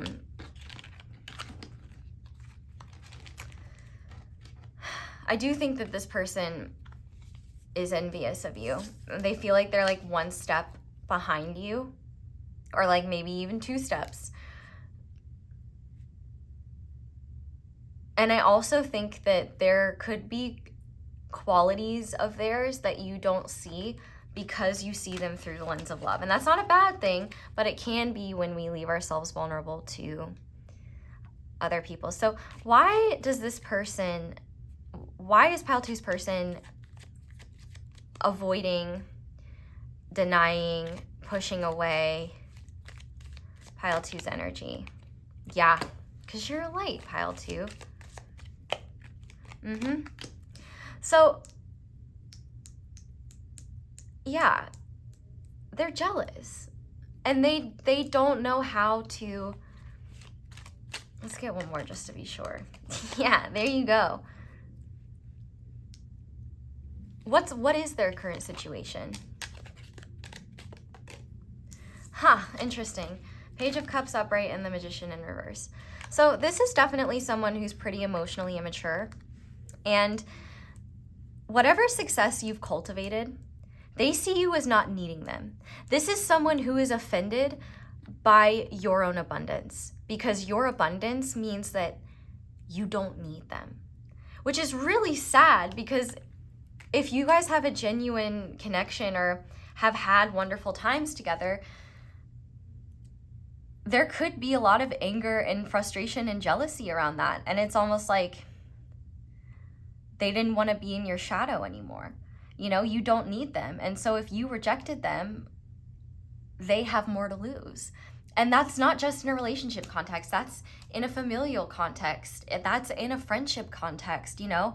This is someone who needs to be needed. And they also, it's like, an example I can give is they look at the results of people's hard work, and they're like, yeah, I deserve that. I deserve success. I deserve abundance. I deserve this. But they believe those things should just be handed to them with this Magician in reverse and with this Page of Cups upright. It's like they have a very juvenile understanding of manifestation and of abundance, and they've seen the abundance you've reaped. Like, look at how the dress in the 9 of Pentacles matches like the orange here and the red flowers. It's like, I feel like they thought in the past, by associating with you, like your success would rub off on them, or that like they would get what you have too. And I think that in reality, it just made them realize that, well, I don't know if they realized anything, but they did see that. I don't even want to say they saw it, because they're not seeing clearly, but basically, you shine too brightly, and you're successful, and you seem to be doing well for yourself. I can tell. And they can't handle it. They're jealous, and also manipulative. This is someone who is manipulative and knows how to use their manipulation tactics to get what they want. And so, understandably, the universe doesn't run on manipulation or Dunkin' Donuts. I love Dunkin' Donuts. But it does run on love. And this person has a very rudimentary understanding of what love is and how that is shared. And they can't fathom that you got what you got, or you've earned and received what you have from a place of just genuine love and abundance and care. This is definitely someone that I would say, like, not only cannot meet you where you're at, but is a taker. And someone who cannot stand to be outshined. And so when they feel triggered, when their ego feels triggered, they project, place blame, they push away, they lash out, and they give off this air of like, oh, I don't care. And I think they really genuinely believe that they don't care and that it's not a big deal to them. But that's because they avoid dealing with it. So with this Four of Cups, I bet one of the reasons why you both were close at a time is because they wanted a lot of the qualities you had. They wanted the life that you had. And with this Four of Cups being here, they didn't see why you had it. They were just like, well, why does pile 2 have that stuff? Like, I want that stuff. I want that. Like, why am I not getting it? And it's like this real anger and frustration. It's like the difference between, if we're talking Charlie and the Chocolate Factory, like, you're Charlie, they're Veruca Salt, or any of the other kids, I don't care. They can be Augustus Gloop, they can be Violet Beauregard, the TV one. I don't know if there are any others. Anyway, they also have a very surface level understanding of what happiness is. And I think it makes them, like, if you were to reach out to them, they would love that because they would get off on rejecting you. Like, they would be like, yeah, I'm better than you. I'm like, and the fact that they even think that, okay, I'm sorry. I'm being a little bit, I'm trying to not be judgmental, but like, I just, it makes me sad when people act this way because, man, this person, whoever this is, they are missing out on a great friend, romantic partner, or family member. That's what I will say, because pile 2, you got it going on. And I think they know that, and they're jealous. They are peanut butter and jealous, and they want what you have, and they have not been able to cultivate it in the same way. Gee, I wonder why. And as a result, they do not want to be around you because their envy would eat them alive. And whatever has happened between the two of you, I don't know, but you're definitely still entwined with each other's energy, and I think that's because you do genuinely want to heal things here, and they don't, because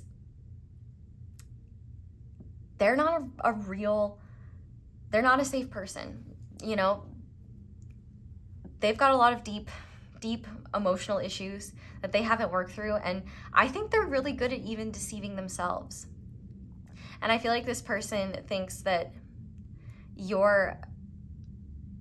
just can't stand to be around you. I'm just gonna be honest. They can't stand it because you shine too brightly. And I know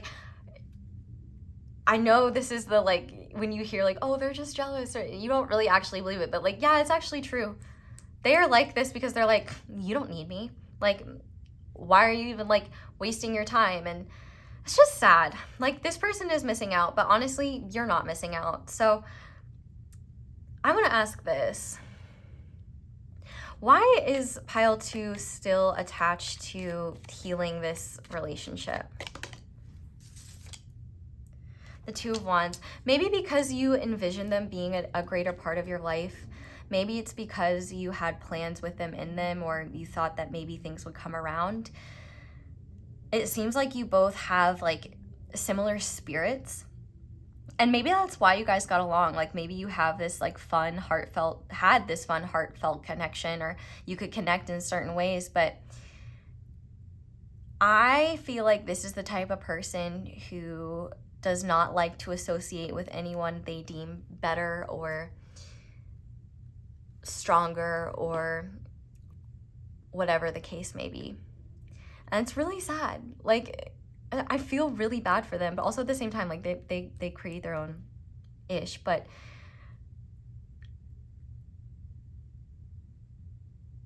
you may think you care more about them than they you, but they care a lot more than they're willing to admit. They just can't look at it.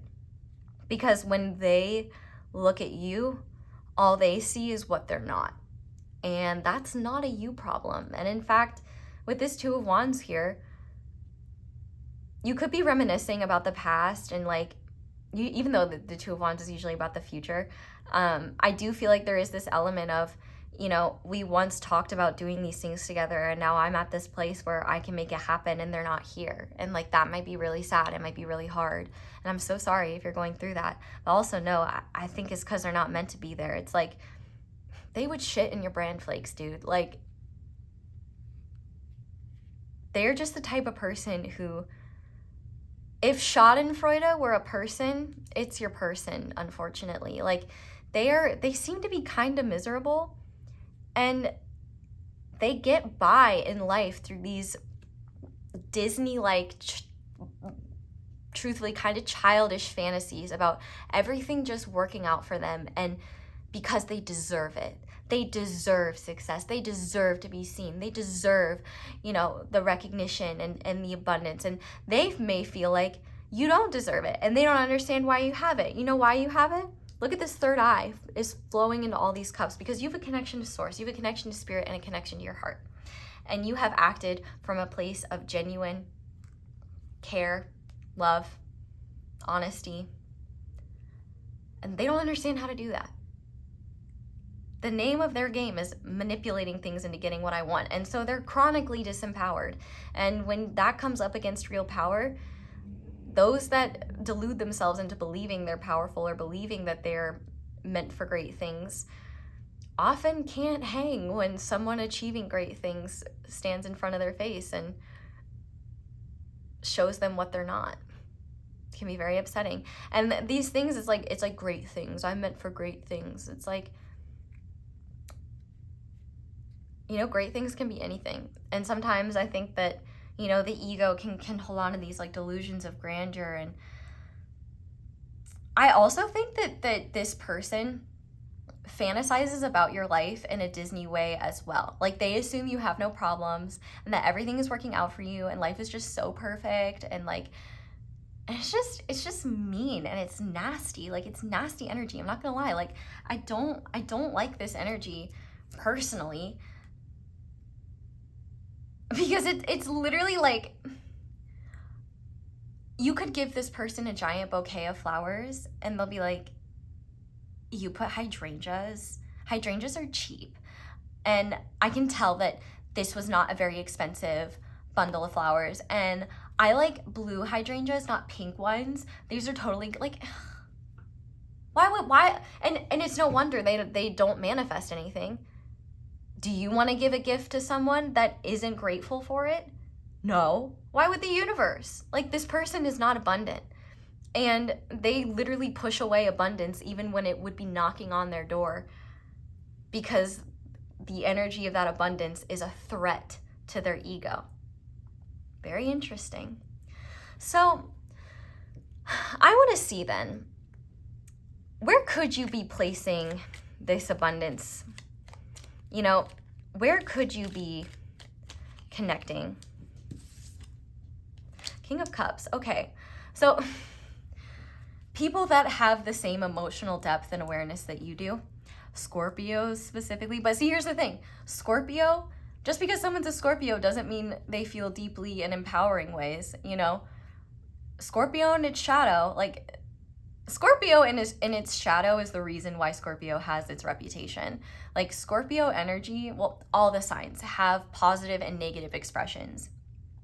And when it comes to the person you're asking about, they're showing up as a page, and you're being called to connect with people that have this King of Cups. And so if you're unaware of the court cards, the page is the youngest, most unevolved. It's the earliest form of the Cups energy personified, and Cups energy is like emotions. And the King of Cups is the most evolved. it is the most wise, the most grounded. You need to invest your time and energy with people that are as emotionally mature as you, that have a sense of depth and are able to self-reflect, that can dream and have powerful visions and are very creative, but it's grounded in reality. Even if the things that they're dreaming of seem fantastical, it's possible. You know what I mean? With this King of Cups here, you need people that your heart is safe with. And this was actually a theme in the last reading too, even though the vibes are really different.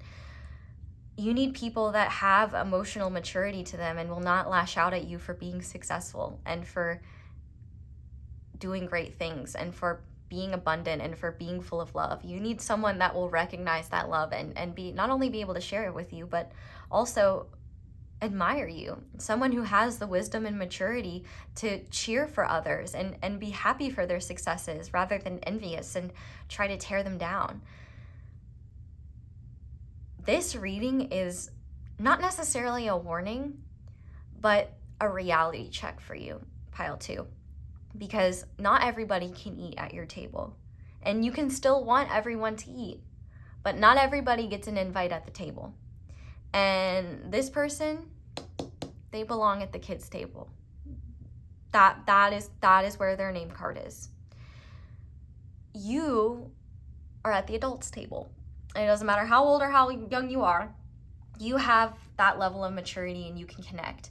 And so the right person will connect with you in ways that are emotionally fulfilling. And, you know, one thing that you may even think about is the fact that this person, even though they drained you, like even though you enjoyed their presence, they drained you. The right people are not going to drain you. They are going to add to the abundance you already have. And they also are going to understand what is their responsibility. This is someone who doesn't take responsibility for their emotions and blames them and lashes out at others for the emotional responses that are theirs. And they are the type of person to take like therapy speak and use it against you. So like boundaries, like this person could be like, well, I have a boundary around friendships. Like you have to be available to me.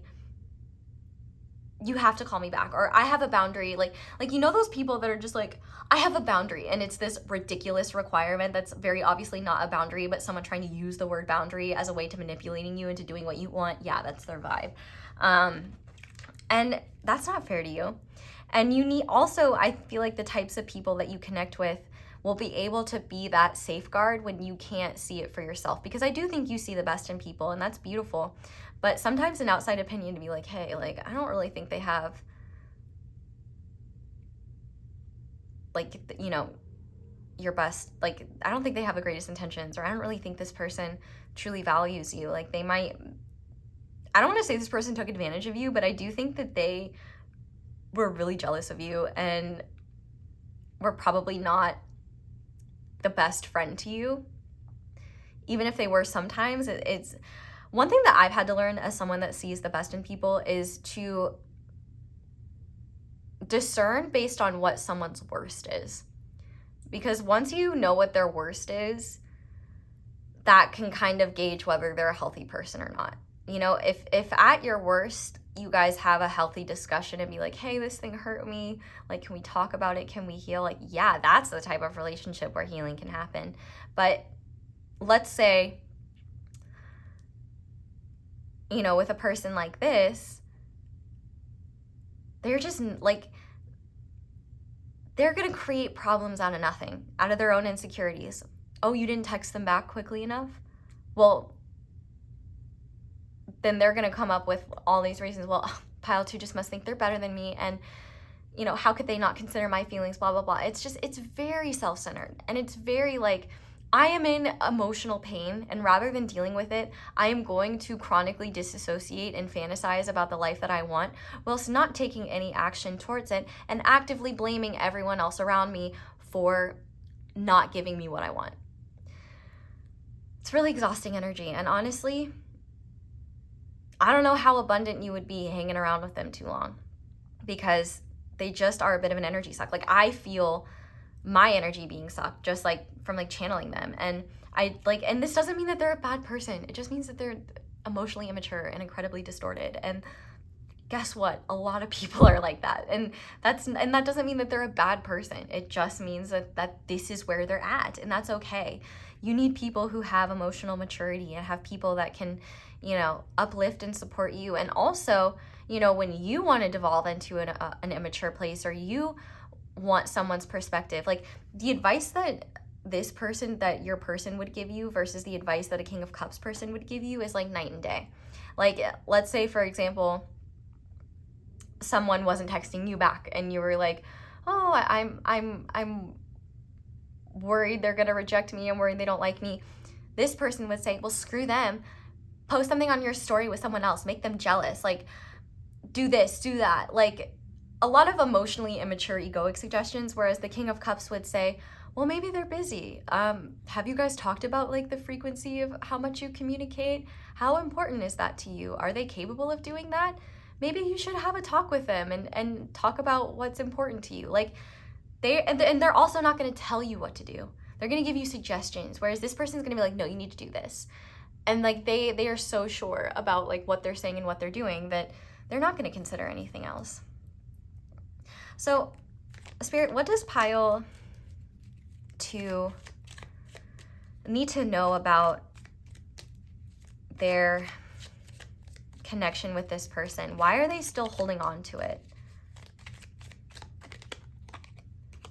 I feel like you want a positive resolution here. And I think the positive resolution here is just choosing yourself and not needing their approval or recognition. I also think that you may feel like this situation failed, and it didn't. It's just an experience, and you both learned and grew. But this person, they're not able to meet you where you're able to meet them. And I feel like there is a part of you that just wants to end things on a good note and at the very least get closure. And your closure is that you're doing great. You're doing great, and they are still where they were. And I bet if you have any information about them, you will understand that. And sometimes it's that distance that makes you realize that, like, oh, I wasn't the problem. And I definitely think that this is a circumstance of that. And with this Six of Wands here, you have to stop thinking of this as letting go being losing. There is a real need for you to recognize that this is a one-sided relationship. And you are the one that's being taken advantage of in this situation. And this person will do that by talking you in circles and manipulating you and using, and that's the thing, is that they're extra convincing because they genuinely believe what they're saying. And if you feel like you have anything to prove to this person, let it go, because you don't. You don't need this person. The greatest revenge, or well, not saying that you want revenge, but like, and revenge isn't necessarily healthy, but like, the greatest revenge is living a good life. And I think that the universe wants you to stop feeling guilty for where you're at, the success that you've had, and the abundance you've reaped. And instead, you know, when this person comes into your zone of awareness, wish them well and move forward. Like, it's really not your job to worry about it. So, Spirit, how can Pile 2, well, let's put that back. How can Pile 2 heal this situation so that they have closure? What does Pile 2 need in order to gain closure from this situation? Yeah. Put the weight down. This situation is not going to change. Yeah, with the Ace of Swords on the back of the deck. Yeah, it's not. What you're going to realize is that you are never the problem here.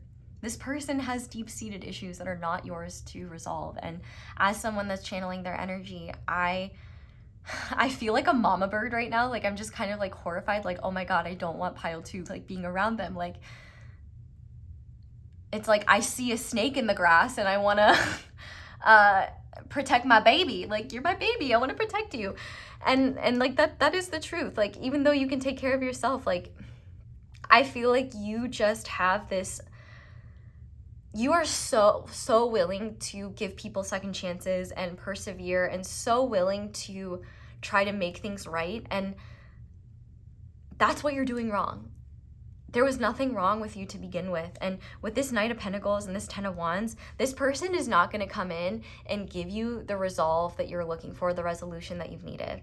Especially if you guys had a falling out or something like that. I feel like this person has a very diluted idea of what happened between the two of you, and it's through their own lens of distortion. And it's like they're more than happy to leave this burden with you. And I do think that there is a process that they're going to have to go through around like how it may feel to like realize like you're not open to them anymore, but you're open to them right now. And that's just because I feel like you are looking for a sense of release here. And the only way that you're going to get that is if you put down the heavy load you've been carrying. The way that this situation unfolded is not your fault. And the way it is now is also not your responsibility to do anything about. And in fact, the universe is really saying, this is something that's keeping you chained to the past. This is something that's making it challenging for you to grow. And this is something that is not your burden to carry. And in fact, it seems like a desire for change in the situation is slowing you down. And as I said that, I cut the deck and it's the Chariot. Obviously, I don't know what your situation is with this person, but what I do know is that you are carrying the emotional burden of this situation. Your person is not worrying about it at all, in fact. And even if they knew how much you care about them and how much you want them, and I feel like, one, you're looking at them through rose-colored glasses, you're thinking about the good times. But two, any engagement with them now will consistently lead to you carrying the most of the burden and being punished for being yourself and being punished for having things that they perceive themselves as not having.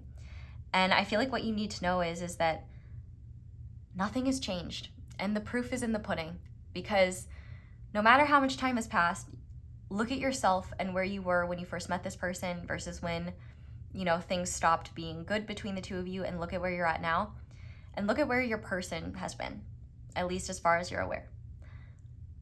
Who's changed more? I feel like that'll give you an answer. And also know that it's not your responsibility. And sometimes the things that we feel responsible for are not ours. You're not responsible for this person's success or drawbacks. You're not responsible for giving them, you're not their emotional security blanket. And I think that's what they treated you as. And that's not your job. You can hold space for your own emotions, and you need people that are emotionally mature enough to do the same. And it's those types of people that will be truly worth engaging with. So I guess I just want to see, before we move on to guidance, Spirit, is there anything else that you would like pile 2 to know about this situation that I haven't already mentioned?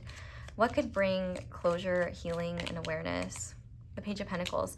So I feel like what you need to know is that you are setting seeds for much healthier relationships, friendships, and foundations. And in fact, if you don't feel even abundant at all, you already have way more abundance than this person ever had. And abundance isn't just like money. It's a feeling. It's a flow that we're connected to. And with this Page of Pentacles here, I feel like you are learning to be more grounded in your relationships, where you're actually taking your own well-being and needs into account, which is awesome. And I feel like the universe wants to highlight the growth that this relationship created within you. And they want to acknowledge that and say like, hey, you're not the same person you were when you entered this situation. And that's part of the reason why your fates were tied for a time. That doesn't mean that they are always tied forever. And I feel like in this case, one, they're encouraging you not to shy away from just opening yourself up again and forging new connections. But with this Page of Pentacles here, I feel like they're wanting you to know that there are much better seeds that you could be planting and tending to, and that it seems like this has kind of run its course, at least for now. This situation can always be open to healing if this person becomes open to it, but it's got to be them. it can't be you, because that would just be a waste of energy. No, it doesn't matter how open and loving and caring and giving you can be. If they can't receive it, it's not going to be very beneficial. It's just going to be a lot of energy wasted. And now love given is never wasted, but you know, you can use that love in more intelligent ways. And I feel like with this Page of Pentacles here, the universe is saying that you learned some valuable lessons, and now it's time to let go of the burdens that you feel and the things that you've been beating yourself up for, and just keep moving forward. You're solid, you're doing great. And if anything, I think it would be really great for you to do some sort of, if you need to, maybe some sort of cord cutting ritual, or just whatever you need to do to release whatever has been pent up within you, whether that's talking to a therapist or writing a letter you don't send or just screaming into the void, whatever it may be. Like, you're a very loving and giving person, and I feel like the universe kind of cut this connection off at the roots. Oh my God, I was literally gonna say, it's like that, like this relationship is almost like a dead tree. It's like the tree's literally been cut off and they're standing on it like, yeah, I don't care. Like, if that was your relationship, they're acting like they don't even care and that's not their problem. And quite frankly, you know, pile 2, just based on the energy that I've experienced, you know, that is someone who does not deserve to be on the receiving end of your love and beauty and kindness and joy and humanity. So this relationship is definitely blocked for healing, as long as this person is blocked from seeing reality. So however long that is.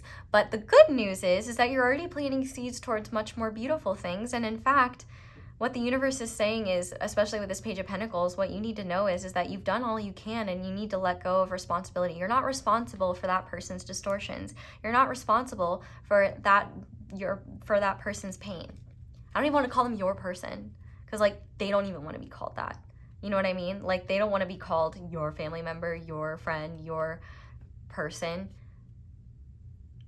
because they hate themselves. And you are everything they are not. You are love. You are wisdom. You are compassion. You are kindness. You are abundant. And you may not see those things about yourself. I hope to God you do.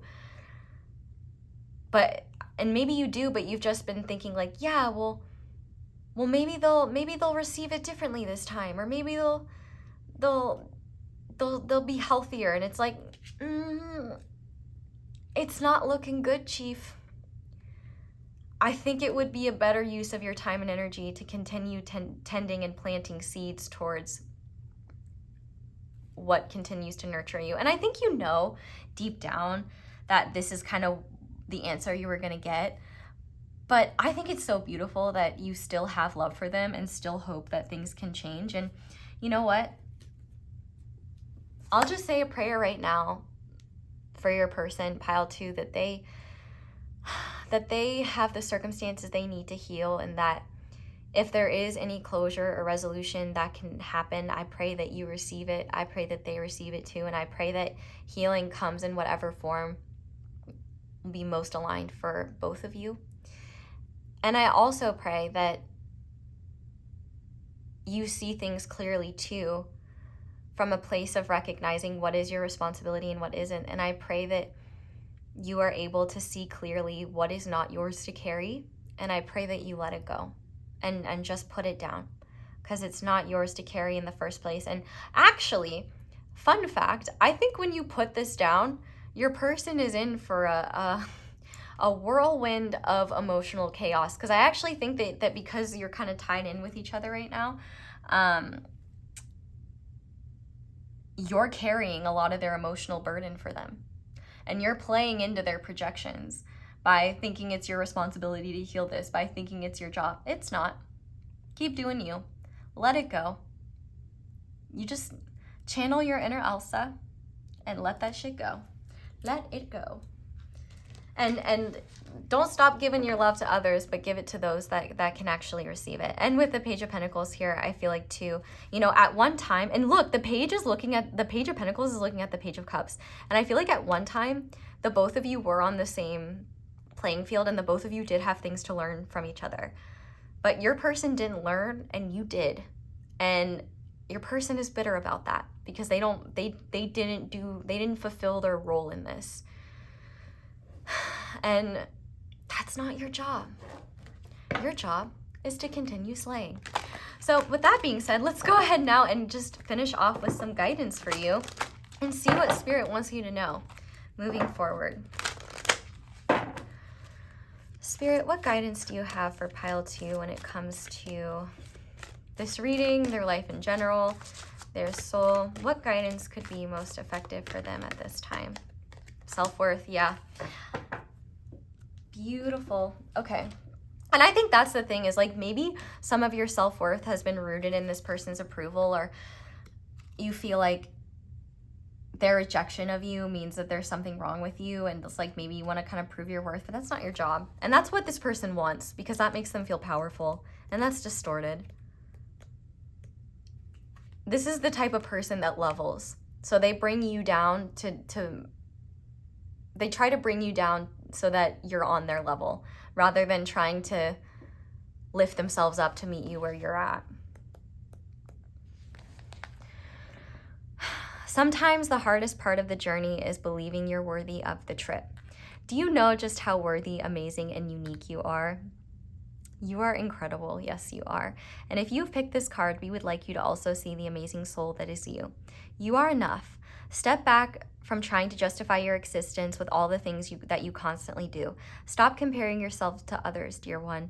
Please do not for a second ever feel that you don't measure up to the people around you. No one is perfect. And see, that's the thing. I feel like you guys have been mirroring this, but you're mirroring it in a way where you feel like you've somehow failed not only the universe, but like this person because of how things have unfolded. And it's like, no, this person has shown you that you deserve so much more. Please, not for one second, ever feel that you don't measure up to the people around you. And if this person made you feel that way, that's all the more reason why you need to stay away from them, because they don't want you to feel good about yourself.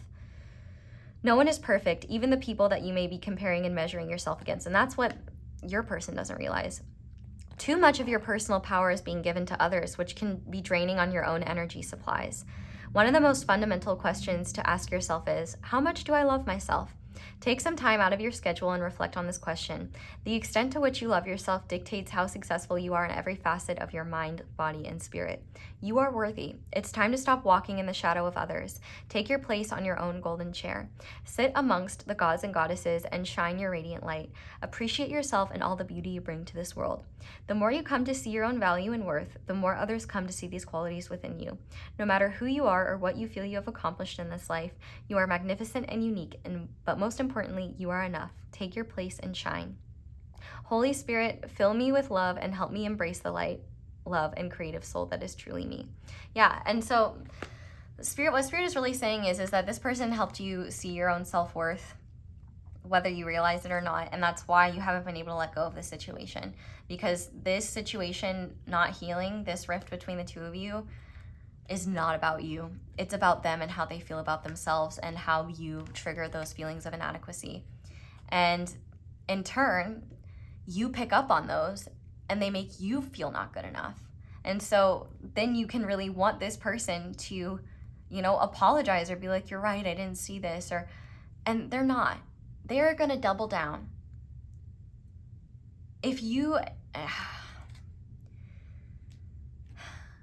I'll just leave it at this. You deserve so much better than what this person has to offer you. And whether they are obligated to be in your life or not, you are not obligated to carry their burdens and their feelings. And certainly if they have no obligation to be in your life, there is a reason why the universe has prevented them from coming back in. It's because there's no room for them here. They will have to take their self-loathing and projection elsewhere until they wake up to their own light, because stealing yours is not okay. Well, light can't be stolen. Let's be clear about that. Stealing light is not okay, but also it's not possible. But they are feeding off of your light. They're feeding off of your energy. And what they truly feed off of is dimming your light and making you feel small and making you feel like crap and making you feel how they feel on the inside. That is how they steal your light. They're not truly stealing it. That concept doesn't exist. It's not real. If anyone believes that, red flag. But yeah, light cannot be stolen, but people can drain the fuck out of you, and this person certainly has. So keep those boundaries up, and remember, you are worth, you not only are you worth more than you think you are, but all that you have and have received, you know, it is not your job to make others feel better about that, and it's not your job to dim your light to make others feel better. You are a powerful soul. Look at that. This abundance card, this bright open third eye, you have the ability to see clearly.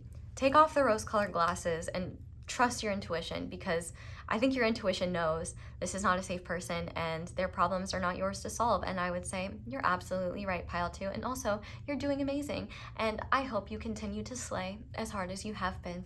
So pile 2, that's where I'm going to leave this reading. Thank you guys so much for watching and for letting me read for you. Thank you so much for letting my ads play in the background while I do something else. That is one of the simplest and easiest ways to show appreciation for my channel. So thank you to everyone who does that. If you would like to support me in other ways, please like the video. That is one of the most helpful things you can do.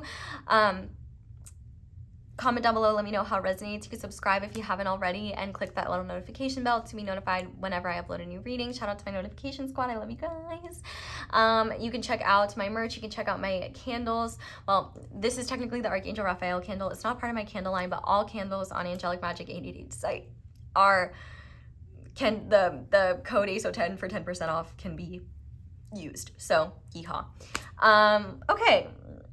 You can also check out other videos or whatever, but more than anything, I hope you check out your own fine light and appreciate it. So that's all I have for you guys. Thank you so much for watching and for letting me read for you. I hope you all have a wonderful day or night whenever it is you're watching this. I love you so much, and I hope you'll come back and see me again soon. Bye!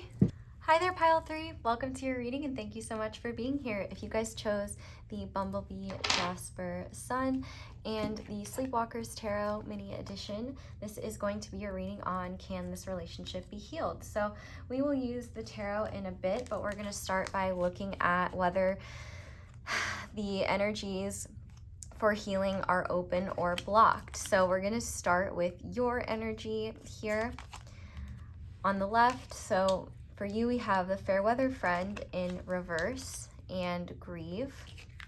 On the right, where your person's energy is, we have the Audacity and Choice. And the connecting energy between the two of you is Sunstone. Sunstone. Well, it's not the same thing, but like, you picked the Sunstone. I'm sorry, that made me really happy. Okay. Great news. Yes, this situation absolutely can be healed. But we are going to have a little conversation, and I'm going to ask you for your judgmental voice to leave the room, because I just want to be here with you and your heart. Your heart knows the truth. Your judgmental voice doesn't, and I don't want your judgmental voice impeding on a message that is coming straight from love. I can tell that both of you in this situation care about each other. What I feel is that no matter what the situation is, you are showing up as being more invested or more quote unquote all in with this relationship, whatever type of relationship it is. Whereas it seems like your person has more flexibility, more freedom, more options, and it seems like that's very painful to you. Or it seems like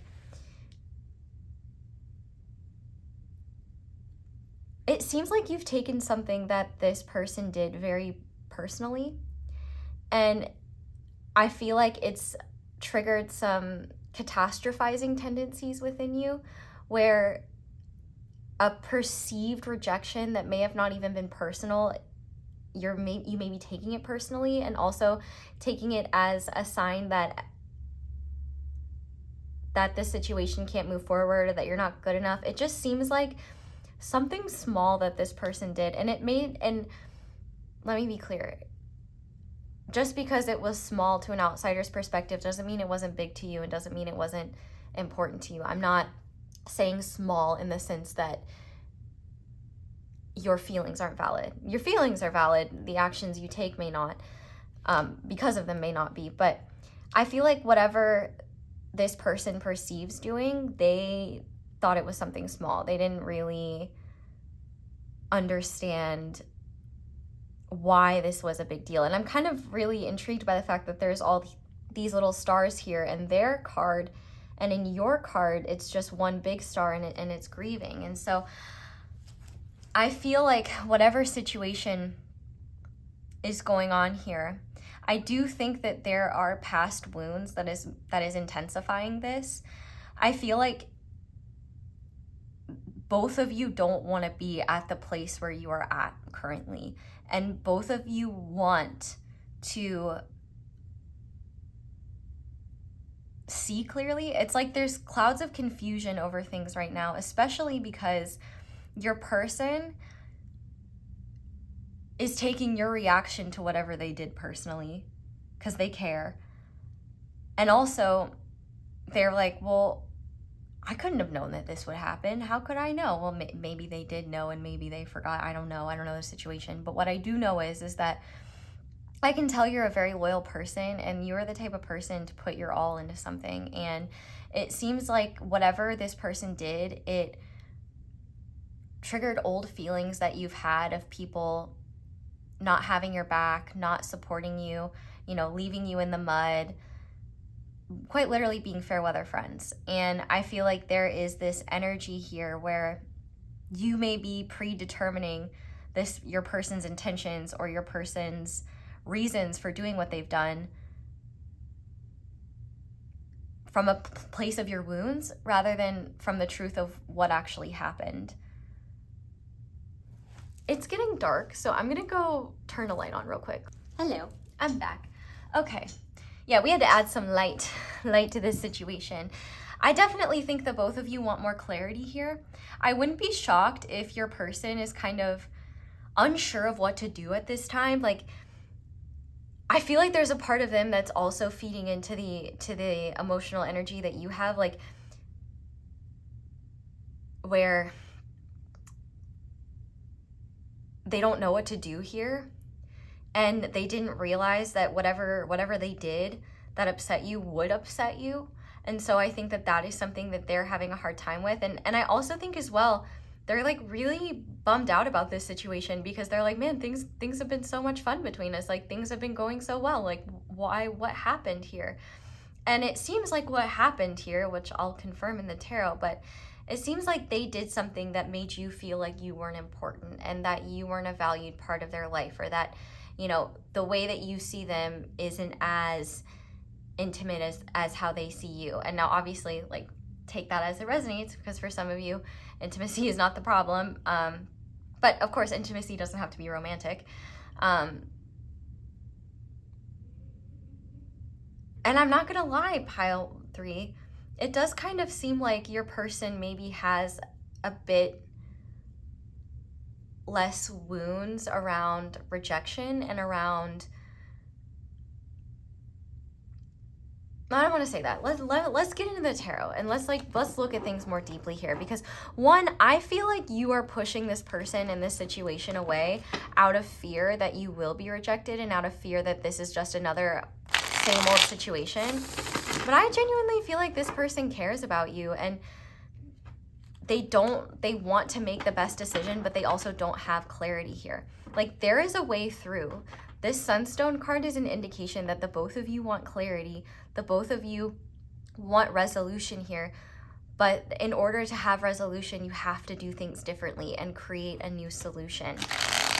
And I definitely think, I'm gonna call you out, pile 3, if you are writing this person off, pushing them away, and assuming everything is over and that you guys can't be friends anymore, you can't continue to pursue this or whatever, that's not the truth. You are catastrophizing here. And it only is that way if you make it so and you affirm that. So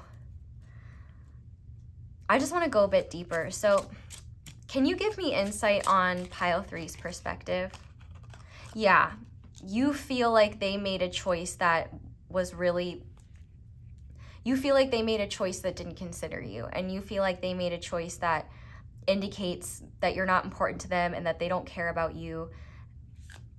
What is the truth behind the decision that they made, Spirit? What were they actually doing? Okay, can we clarify that? Yeah, okay, that wanted to come back down. So I definitely think that this person does have wounds around intimacy. So I guess intimacy is a big thing here. And maybe what you're feeling is you've wanted to connect with this person more deeply than they are ready to connect with you. And you may be taking that as a complete rejection outright, but it's not. Your person actually, oh my gosh, look at how similar this is, this King of Wands and this, the Audacity. Your person is very careful with their heart. And also, I feel like they just want to come through now and say, it breaks their heart to think that you would think that they don't value you like they do. But they're also someone who is very careful about opening up. And I also think that they don't always realize how their actions can hurt others and how their choices can hurt others. And you know what? I have to apologize to you, Pile 3, because maybe I've even been kind of invalidating you a little bit. And if I haven't, I'm so sorry. I don't mean to. It's just that your person sees whatever choice they made as a protective mechanism and just as a way for them to continue to feel safe, because they are wounded too. And I think that's the thing here is, even though you're wounded, I feel like you both approach intimacy from different perspectives. For you, holy fucking shit, can you just like stand there and not be, oh my God. Okay, so see, why did I just do that? I just got super frustrated with this deck for moving. I can't control physics. This deck's like, well, damn, ASO, I can't control physics. I know you can't. And it just seems like there's some frustration over things you can't control. And I feel like both of you are trying to maintain a sense of control. And how you maintain a sense of control is, okay, I want to get as deep as possible and see who this person is so that I know whether there's something here or not, whether it's worth continuing getting to know them, whether it's worth, I'm not gonna lie, I'm not getting a lot of family energy from this. I think this is either romantic or platonic, but it doesn't have to be. It can be familial, but if it's familial, you're really gonna have to take it how it resonates for you. Whereas their way of keeping themselves safe is moving things more slowly and more gradually. And I think sometimes your person isn't very good at picking up on when things are off, because your person has a lot of like good vibes to them, I'm not gonna lie, and I bet that's one thing you love about them. And you might feel a little bit insecure around like their light and feel like, you know, they have so many choices, like I'm not good enough. And I really do think that they trigger your feelings of inadequacy, and I feel like if they knew that would make them really sad. But also, they don't want you to feel that way. They are just someone who will not open up further until they're truly ready to. And sometimes your person can also have a bit of pride. And so, like, for example, whatever went down between the two of you, if you started giving them a silent treatment, for example, that's going to trigger them. And they're going to be like, well, then whatever, you know, I'm going to go do my own thing. I'm not going to worry about it. And then you might be like, well, they're not trying to reach out. Like, I knew that they didn't care. And when in reality, both of you care, and both of you are feeding into ego responses and playing games in order to keep yourself safe. So we need to cut that out. So let's see what Spirit wants you to know about this choice that this person made. Like, well, actually, no, let's do this.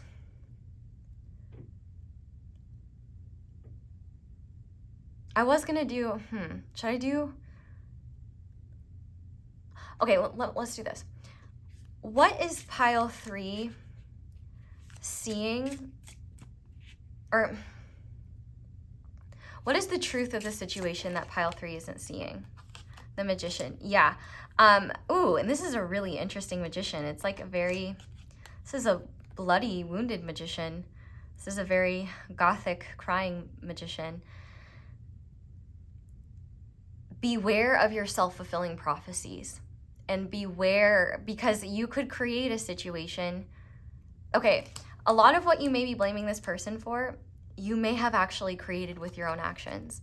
And I'm not saying that to like belittle you, but I do think that if this sounds right, if this person did something that hurt you and you took personally, and you took action from a place of spite, anger, hurt, frustration, whatever,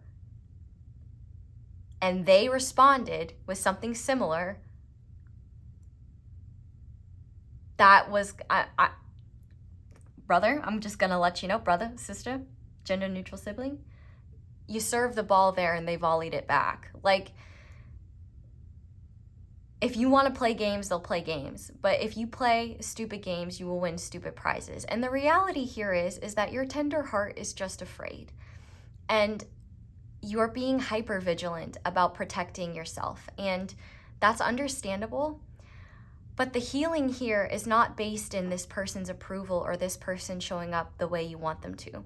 The healing here is in recognizing your own tendency to play games, your tendency to take things personally that isn't personal, and ask yourself whether these tendencies to catastrophize or jump to the worst case scenario are actively getting in the way of you connecting more intimately. I think they are. I think you both want to get to know each other more deeply or connect more deeply, but you're unable to because neither of you have really been honest about what's happened here. I don't know if you've even told this person that the choice they made hurt you. Maybe you don't want to tell them. Maybe you're afraid that they will think it's stupid. Okay, let's look.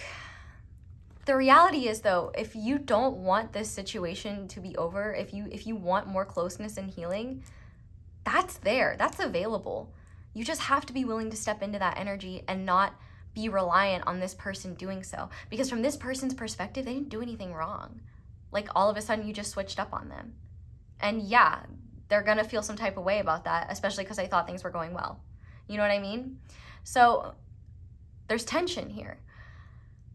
And this tension is not gonna be resolved by fighting fire with fire or flinging more shit at each other. It's gonna be solved by stepping back and stepping into your heart. So what is the truth in pile 3's heart? And what is the truth in pile 3's person's heart? Yeah, you want to talk to this person. You want to speak up. But I also think that you're afraid of saying really biting things that could push this person away further. And you're correct. The Knight of Swords is not always the most graceful in terms of how they get a message across. And even I feel horrible like as I'm giving this message because I feel like I'm being too like cutting and biting. So I'm trying my best. I'm so sorry. Please forgive me. Like, I want you to know that like this is such a normal thing, and this message is so important because like there's something beautiful here. Whatever this is, a friendship, a deeper family relationship, you know, a romantic connection. This can't be solved without communication. And I feel like what's in your heart is the desire to be upfront about what happened and how it made you feel. Whereas what's in your person's heart is they have a desire to keep certain things close to the chest that they're not ready to divulge, but they also want to understand you more deeply. They have this like,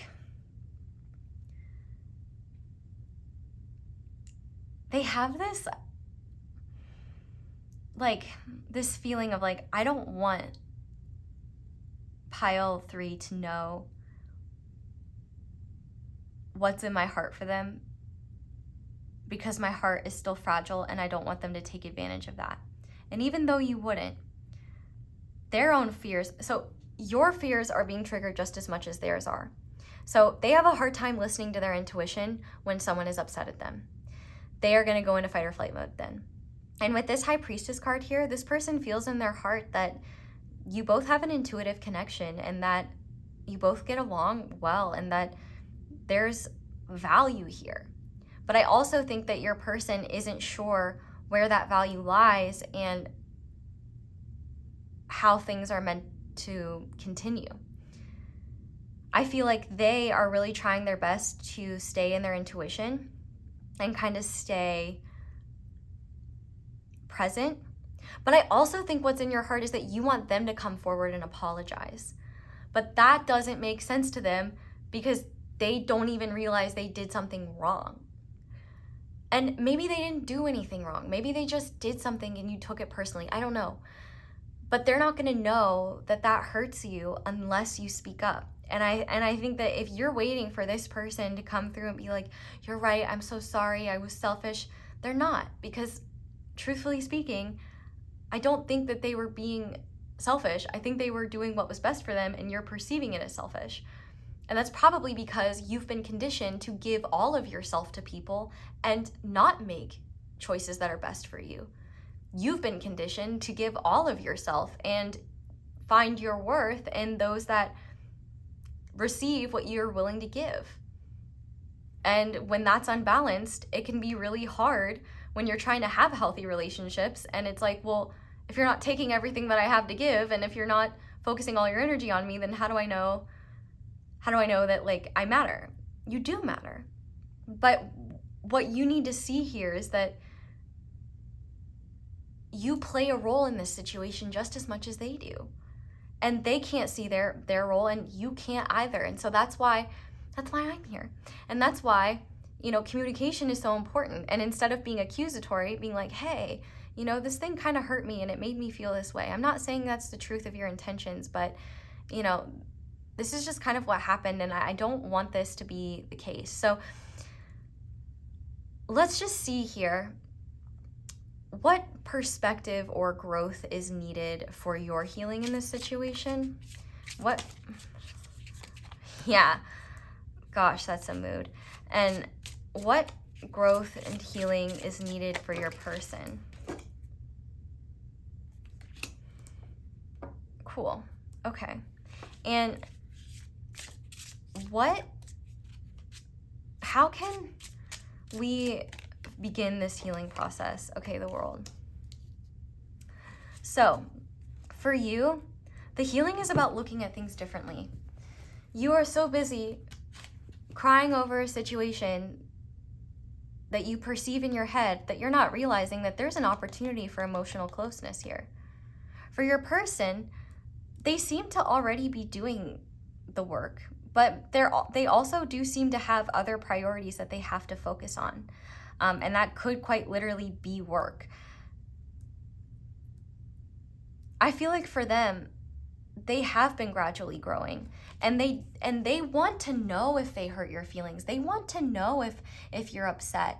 They just don't want to receive, they don't want to play games.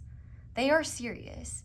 And any attempt from you to play games, I'm not gonna lie, they're gonna disengage. And they're gonna be like, okay, they've had too much of that. And I'm not blaming you for playing games. It's normal, it's how we're taught to do things, unfortunately.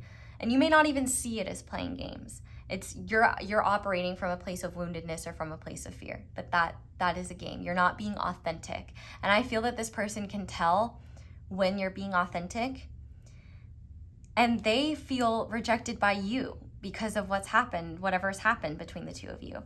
So your healing is in looking at things differently. It's in this Sunstone. It's in how can I speak my truth in a way that is valid, but also compassionate and isn't accusatory. I feel like there is something that you are not seeing because, one, I think the healing is not about this person. It's about how you've been treated in past relationships and how you felt disrespected, how you felt discarded, how you've felt betrayed. And your person doesn't know about all of that. And even if they know, they clearly they haven't truly understood it. They might think it's less severe than it actually is. They might think it's something that you're over. definitely no matter what, it seems like this person does a very good job of minding their own business. And this is the type of person, which I actually really admire this. Because I admire this, I am biased because I have this policy too, where unless you tell me something is wrong, I'm going to assume nothing is wrong. Because one thing me and your person have in common is we don't play games. We just don't. Like, it's either you show up, you be authentic. Well, this person does. They're still doing that. And that's the thing is, like, even if we say we don't play games, we can still play games, right? But we can't realize it until we're like, oh wait, I'm part of this. Like, your person wasn't playing a game until you did. But then they justified it because you started it. Does that make it better? No. And they've got to work on that too. But the reason they played that game with you is because they also care about their impact on you. And they care about what you think of them. And they care about being rejected by you. So, y'all are coming to a cycle of healing here. You know, with the world, there is a cycle that I think will be closing out through this healing. And I do think it's partially spirit that will facilitate this. But I do want to look at how you can initiate this, how they can initiate this. And if you don't, the universe will orchestrate something. Like, but I really do feel like, you know, this is someone who doesn't want to disappoint you. This is someone who doesn't want to hurt you, but they also need to do what's best for them. And if you're taking, you know, them doing what's best for them personally, they may feel less inclined to be open with you because they're going to feel bad for hurting you for doing what's right for them. And so I feel like rather than taking this personally, asking yourself, why am I taking this personally?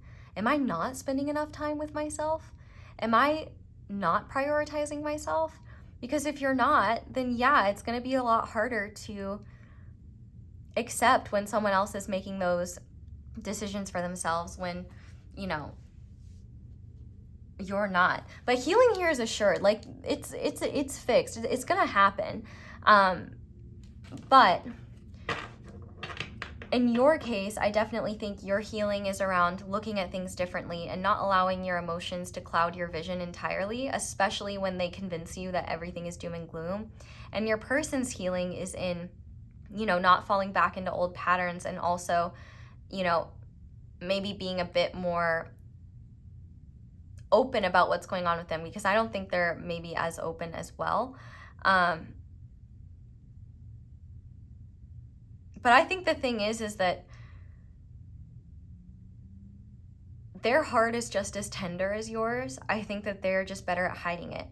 You know, it's very rare for people to not feel emotion at all. You know, the vast majority of us do feel emotion. It's just that we process and express those emotions differently.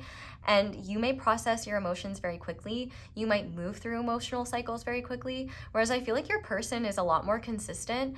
And like where you might bounce from 4 different emotions, they might stay stagnantly peaceful all day.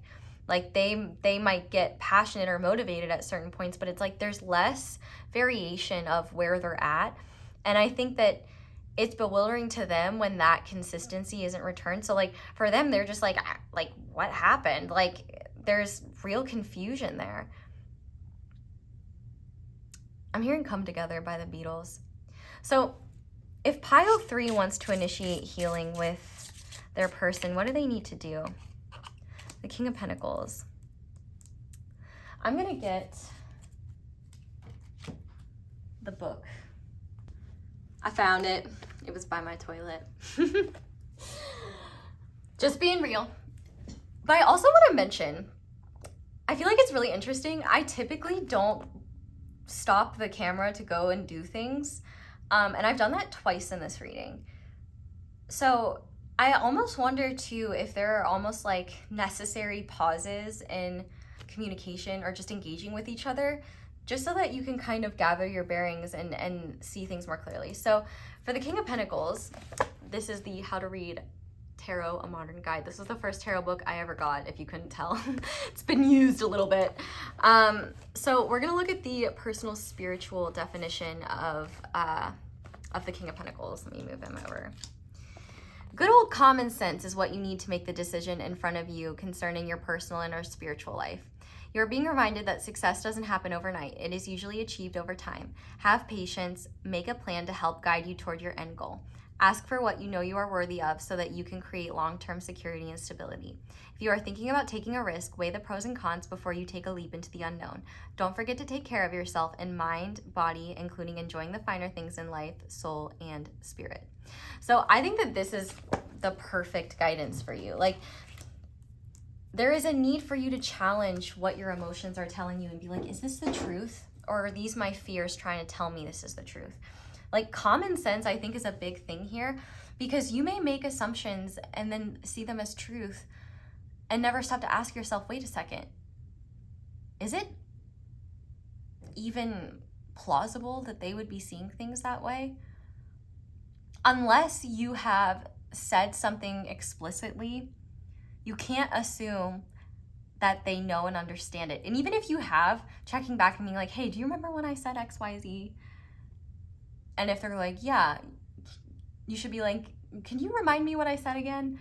And see how they perceived what you said, because maybe what you said isn't how they perceived it and understood it. And so you may need to clarify.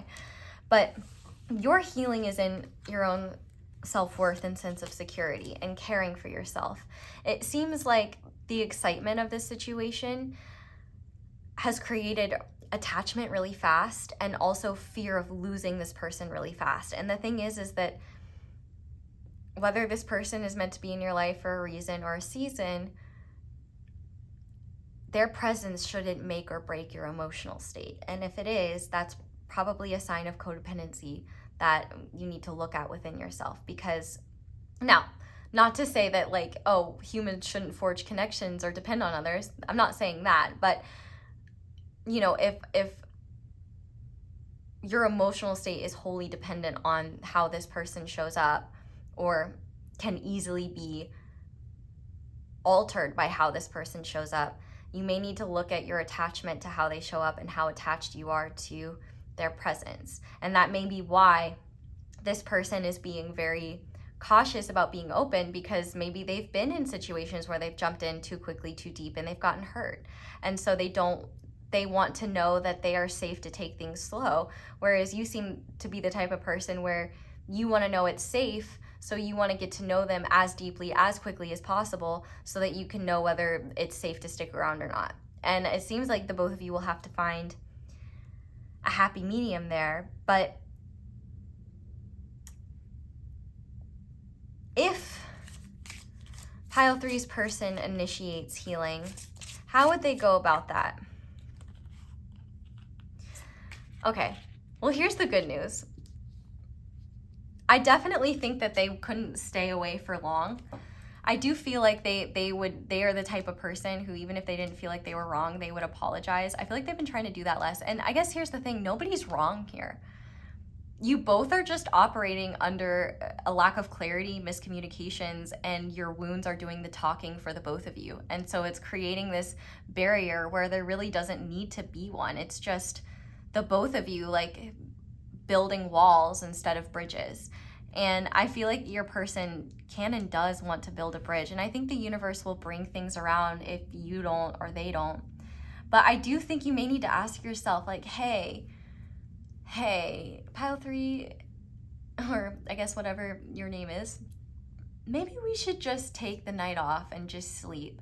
Because I think the thing is too, is like, there's a part of you that knows that these emotions are not necessarily in relation to your person, but rather they are triggering old feelings and old wounds that you haven't fully healed yet. And so when it comes to instigating healing with your person, it is important to be grounded in your perspective, to be practical and make sure that you're not having fantastical expectations of what needs to happen. And I do think that your person will come in a playful, healing way. But what I want to know for you is, what is the healing to be done around these emotional wounds so that you can exist more comfortably in this connection without being so attached to how this person shows up?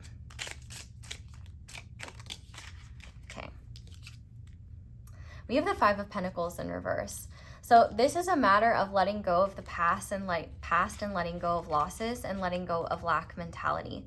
It's quite literally like, you are on a path. Oh my gosh, and look at that. The Queen of Wands is underneath there. There's a healing process for you here, where you are meant to empower yourself and see your worth, regardless of how this person shows up. Yes, their presence can be a very powerful aid in that, but I actually think your own feelings of insecurity and past wounds are making it hard for you to show up in this situation authentically. And I bet if you talk about this from a centered place, when you're not in highly emotional and have had time to reflect, your person will be forthcoming about what they're dealing with as well.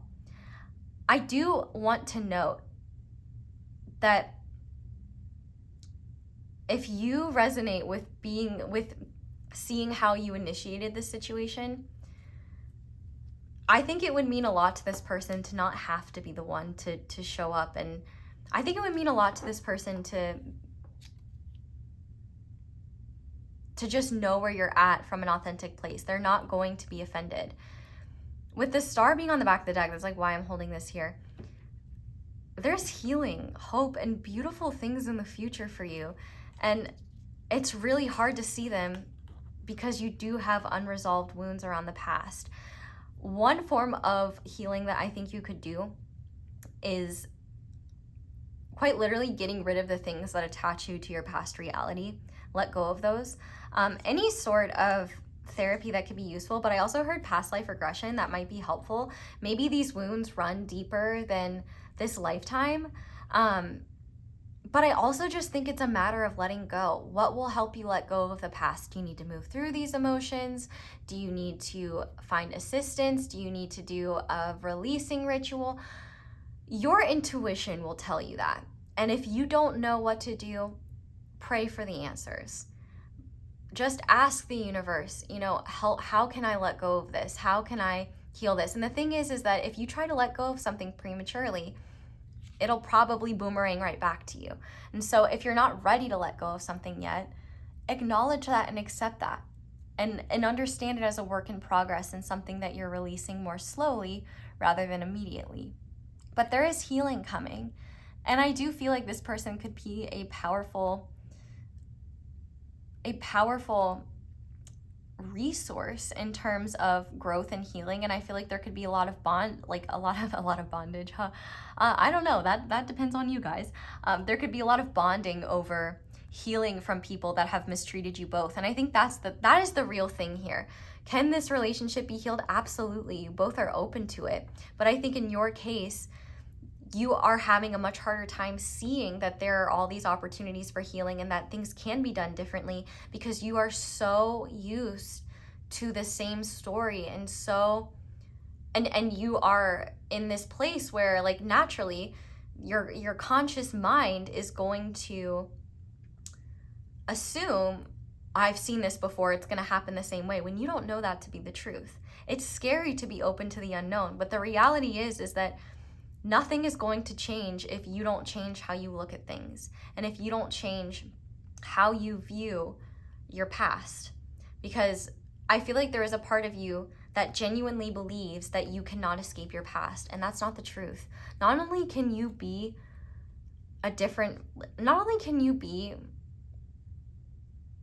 someone who isn't attached to their past, you can also be someone that the past you never conceived of because of where they were at that time. I really do feel like there are parts of you that are stuck in other places in space and time. You may want to look into healing through shamanism. Like it almost feels like some sort of like soul retrieval may really help with this process, where you kind of realize like, okay, things are different, this is different, and I can be different. You don't have to repeat the same narrative. You don't have to repeat the same story. And that starts with a willingness to be open to what kind of story do you want to write? What kind of connection do you want to have with this person? Do you guys want to have a positive healing one? Okay, well, what positive healing solutions that are practical can we come up with, both personally and in connecting with others? More than anything though, the universe, I'm hearing Put Your Records on right now. Lauryn Hill. I'm hearing Lauryn Hill in my head. And I feel like the universe is saying,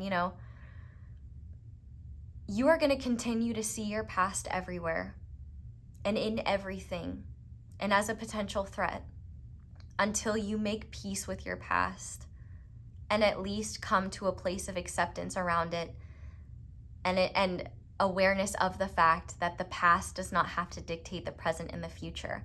But if you continue to stay stuck there, it absolutely will.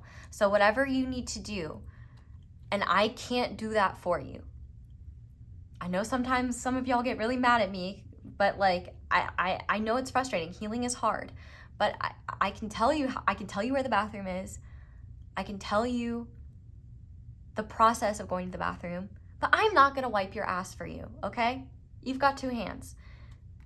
And it is your job to take in, I think it's actually very important that you take your healing into your own hands, because I think there is a part of you that doesn't believe that you can, and you're wrong. Objectively, if you're going to take an outside opinion, take one right now. You're wrong about not being able to heal. And you're also wrong about not being good enough or not being worthy of the healing, love, and joy that is trying to find you. In fact, healing, love, and joy can exist in this relationship, whatever type of relationship it is. And your person didn't see anything other than that until this whole kerfuffle happened. And I feel like Spirit is really saying, if you turn every molehill into a mountain, it will feel exhausting to connect with people. It will feel hard to open yourself up. And the thing is that you shouldn't beat yourself up for having these experiences. These are just evidence of wounds that have yet to be resolved. And the more you resolve those, the easier and less daunting it will feel to open yourself up to painful or tricky conversations. But ultimately, healing is coming to the situation no matter what. But I really don't think, and this is my observation, and I can be wrong, and you're absolutely free to disagree with me. I don't think that this person should have to be the facilitator of this. If you want them to be, they can be. But I feel like it could be a really powerful healing opportunity for you to share your vulnerabilities, not from a place of being accusatory, but just from a place of, hey, here's what went down, here's what happened, you know, I'm sorry for XYZ, but also, you know, this is why this happened, this is why I saw things that way, you know, doing XYZ hurts me. And just kind of working with them and seeing where they're at. And also just start paying attention to what things you take personally that aren't personal. I did that last night. I was filming Pile 1's reading, and it was probably an hour-long reading. Only 20 minutes of it recorded. My battery was full and my storage was fine. Why did it stop? I don't know. But it didn't stop me from having a complete meltdown because I was just so frustrated. You know what I mean? And what that was showing me was that it wasn't about the video stopping. It was about my own frustrations with creative output and, you know, deeper stuff. And I think that what the universe is showing you here is that there is deeper stuff to work on. And, you know, you can't just put a Band-Aid over a gaping wound and expect it to just go away on its own. And your person is going to trigger those gaping wounds until you start to kind of look at what's going on here. And the most important thing is that you look at it with compassion. And I hope I've been sufficiently compassionate. I feel horrible, in the sense that, I'm not gonna lie to you, but also it can be really hard sometimes to receive these messages. So I just want you to know how much of a badass you are, and also how important it is to receive this so that you can have what you actually want, instead of creating a self-fulfilling prophecy where you push people away and continue to write the same old story because you don't believe that any story could be different. They can be. This person is different. You are different. You are not the same person you were in those past situations. But I think there is still some integration and growth and healing necessary. But this cycle will come to a close. Healing resolution will happen no matter what method. Either you take the lead, they take the lead, or spirit takes the lead. Doesn't really matter. Something's gonna happen and things will come full circle, and there will be more healing and more awareness. So I guess what is on in terms of this connection, what is on the other side of this healing work? How might pile 3 and their person be able to connect more deeply by healing and resolving these conflicts? Okay, these 2 wanted to fall out. Oh, look at that. The Queen of Wands did want to come out. And the Wheel of Fortune. Yeah. Turning things back around. And look at that. The 10 of Cups is on the back of the deck. There is fulfillment here in whatever way it's possible. But it's like things will just get back on track. And I think that you will start to feel more confident again and see your light and see your worth. You know, the beautiful positive things you see in your person, you also have within you. And not only that, but they already see those things. And so a lot of what you may be feeling and experiencing, they probably can't even fathom is there. And so they may just take your actions as rejection and be like, oh, I knew I wasn't good enough. Because they have that wound too. And the reality is that you both are good enough on your own and for each other. This relationship, whatever type it is meant to continue turning, and there will be highs and lows, as with everyone. But at the very least, you'll be able to move through this cycle with more growth, more healing, more awareness, and be able to connect more authentically and more deeply and not be tormented by your own wounds.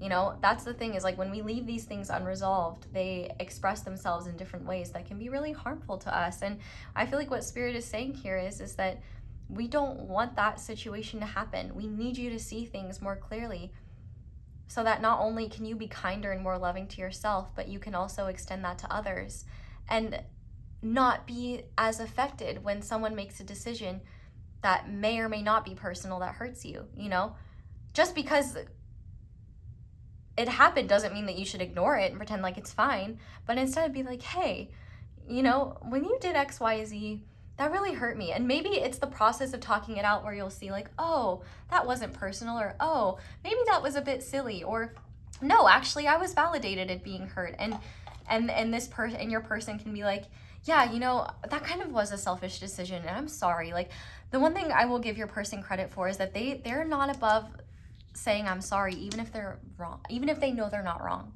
because they care more about not only being on good terms with you, but sharing the joy and love that does exist within this relationship much more than they do about being right. And I think that they still do care about being right, but they're releasing that. And I think the more you release that as well, the easier it will be for things to get smooth sailing. But the hardest part is just getting to that like tricky point where you talk about the uncomfortable thing. It is very uncomfortable to talk about, you know, these things. It makes you vulnerable. But it's those vulnerabilities that allow you to get closer and actually have the type of intimacy you want with them. And I feel like they want that with you too, but you may have to be patient with how they get there because they may just need more time.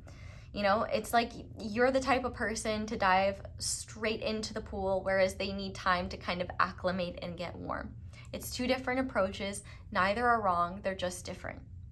You see what I'm saying? You both want to be in the pool. You just need to get in different ways. And I can imagine, I know it's not as fun to be in the pool when you're in there by yourself, but just trust that they're coming in. They just need to wait and get used to the temperature of the water. And not only that, but they just need to know that the pool is safe and that, you know, they're welcome to swim here. And I think that you can kind of help show them that by being more open and being like, hey, like, you know, I care about you and I care about our relationship and I care about, you know, us being on good terms and kind of here's what's been going on. Because I really do think this person is just overall like really sad at what's going on between the 2 of you with this 3 of Swords. Like, I feel like they're trying their best not to think negatively, and I think that that's where you are headed. You know, one where I feel like understanding this person's mentality could be really helpful. And like I said, you know, one of my favorite policies is if you have a problem, okay, well, like obviously I'm talking about like friendships and stuff like that. Like if there is a problem, you will tell me. I don't like no passive aggression, no reading into someone's energy, trying to figure it out. I'm not reading into it. I'm not on the clock. You're my friend. I would want to know if like, anyone who cares about you wants to know if they have caused you pain because they want to fix it. If I hurt one of my friends, I want them to tell me because I don't want to hurt them. I love them. And that is what healthy relationships are. Like, you may have to talk about things. You may have to have uncomfortable conversations. But when those are received in a loving way, those uncomfortable conversations can lead to even more closeness than ever existed before.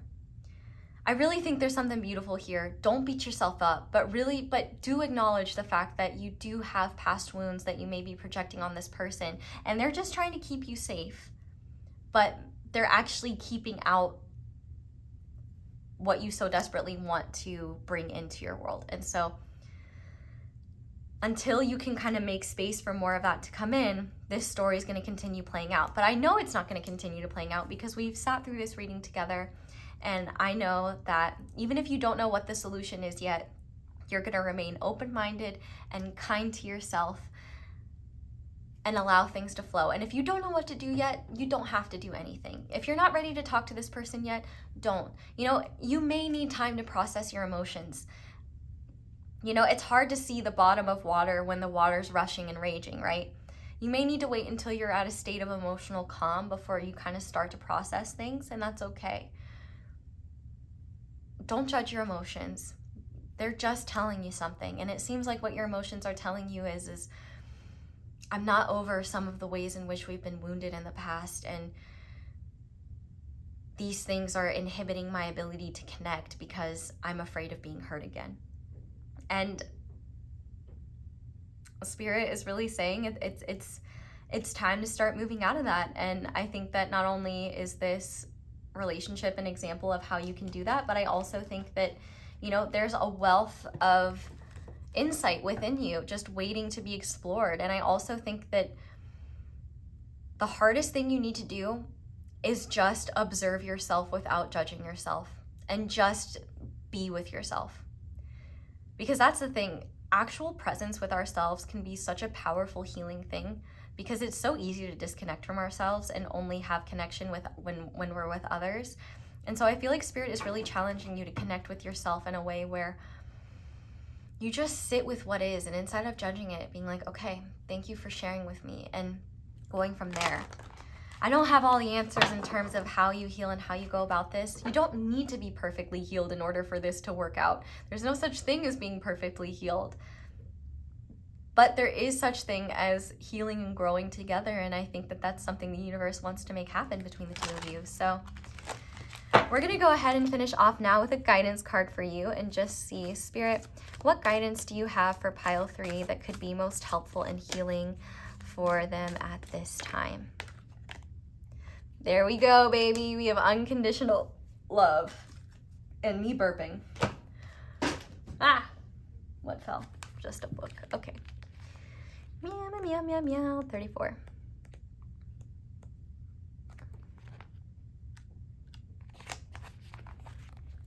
The ultimate lesson all of us have to learn is unconditional love, which includes not only others, but ourselves as well.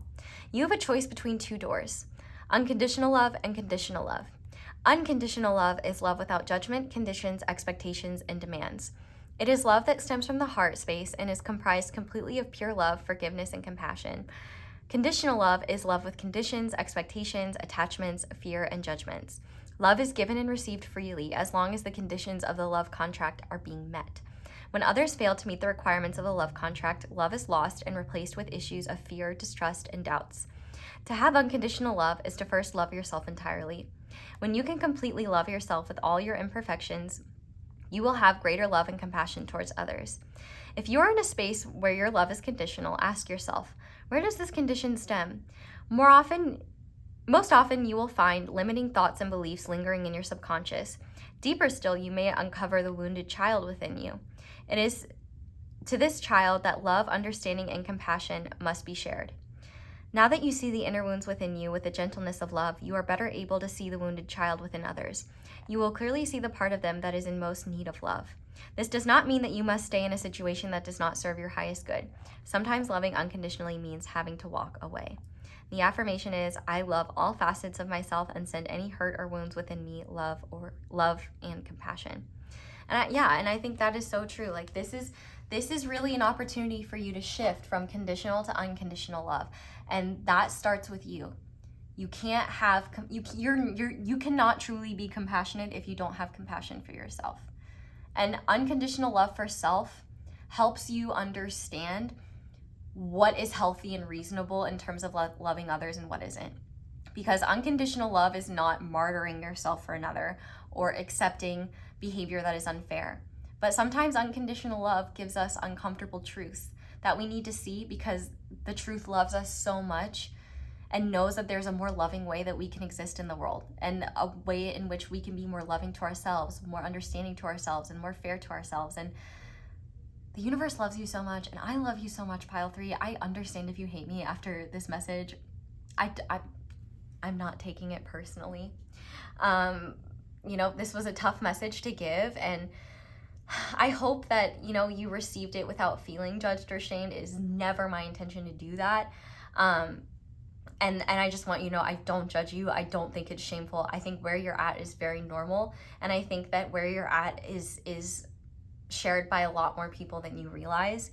And I also think that where you're at is valid as fuck, and something that you should honor as, you know, it's not like you're just crazy and these wounds manifested spontaneously out of nowhere. Like, they're an amalgamation of painful experiences in your life, and that deserves to be validated, and you deserve to be aware of how these wounds are ruling your life. But what I'm also not going to do is give your wounds free rein to tell you what's the truth when your wounds look at things from a distorted perspective. There is a perspective that's far more healing, that is far more loving and loves you unconditionally. And the more you integrate that within yourself, the easier it is to take things less personally, and the easier it is to see things more clearly, because you're not attached or fearful in the ways your wounds once limited you. So Pile 3, that is where I'm going to leave this reading. I really hope this resonated and helped you. Thank you guys so much for watching, and thank you so much for letting my ads play in the background. That is one of the simplest and easiest ways to show support and appreciation for my channel, so thank you to everyone who did that. If you'd like to support me in other ways, you can like this video. Thank you to everyone who does that. That's so helpful. You can comment down below, let me know how it resonates, and you can subscribe if you haven't already. You can also click that little notification bell to be notified whenever I upload a new reading. You can check out my candles. Be sure to use code ASO10 for 10% off. This is technically not part of my candle line, but all candles on Angelic Magic 888 site are part of the code deal. ASO10 works on all of them. You can check out my Instagram, other videos, my butt, just kidding, that's becoming a pattern, I need to stop, or other videos. But that's all I have for you guys, so thank you so much for watching and for letting me read for you. I hope you all have a wonderful day or night whenever it is that you're watching this video, and I hope you'll come back and see me again soon. Bye!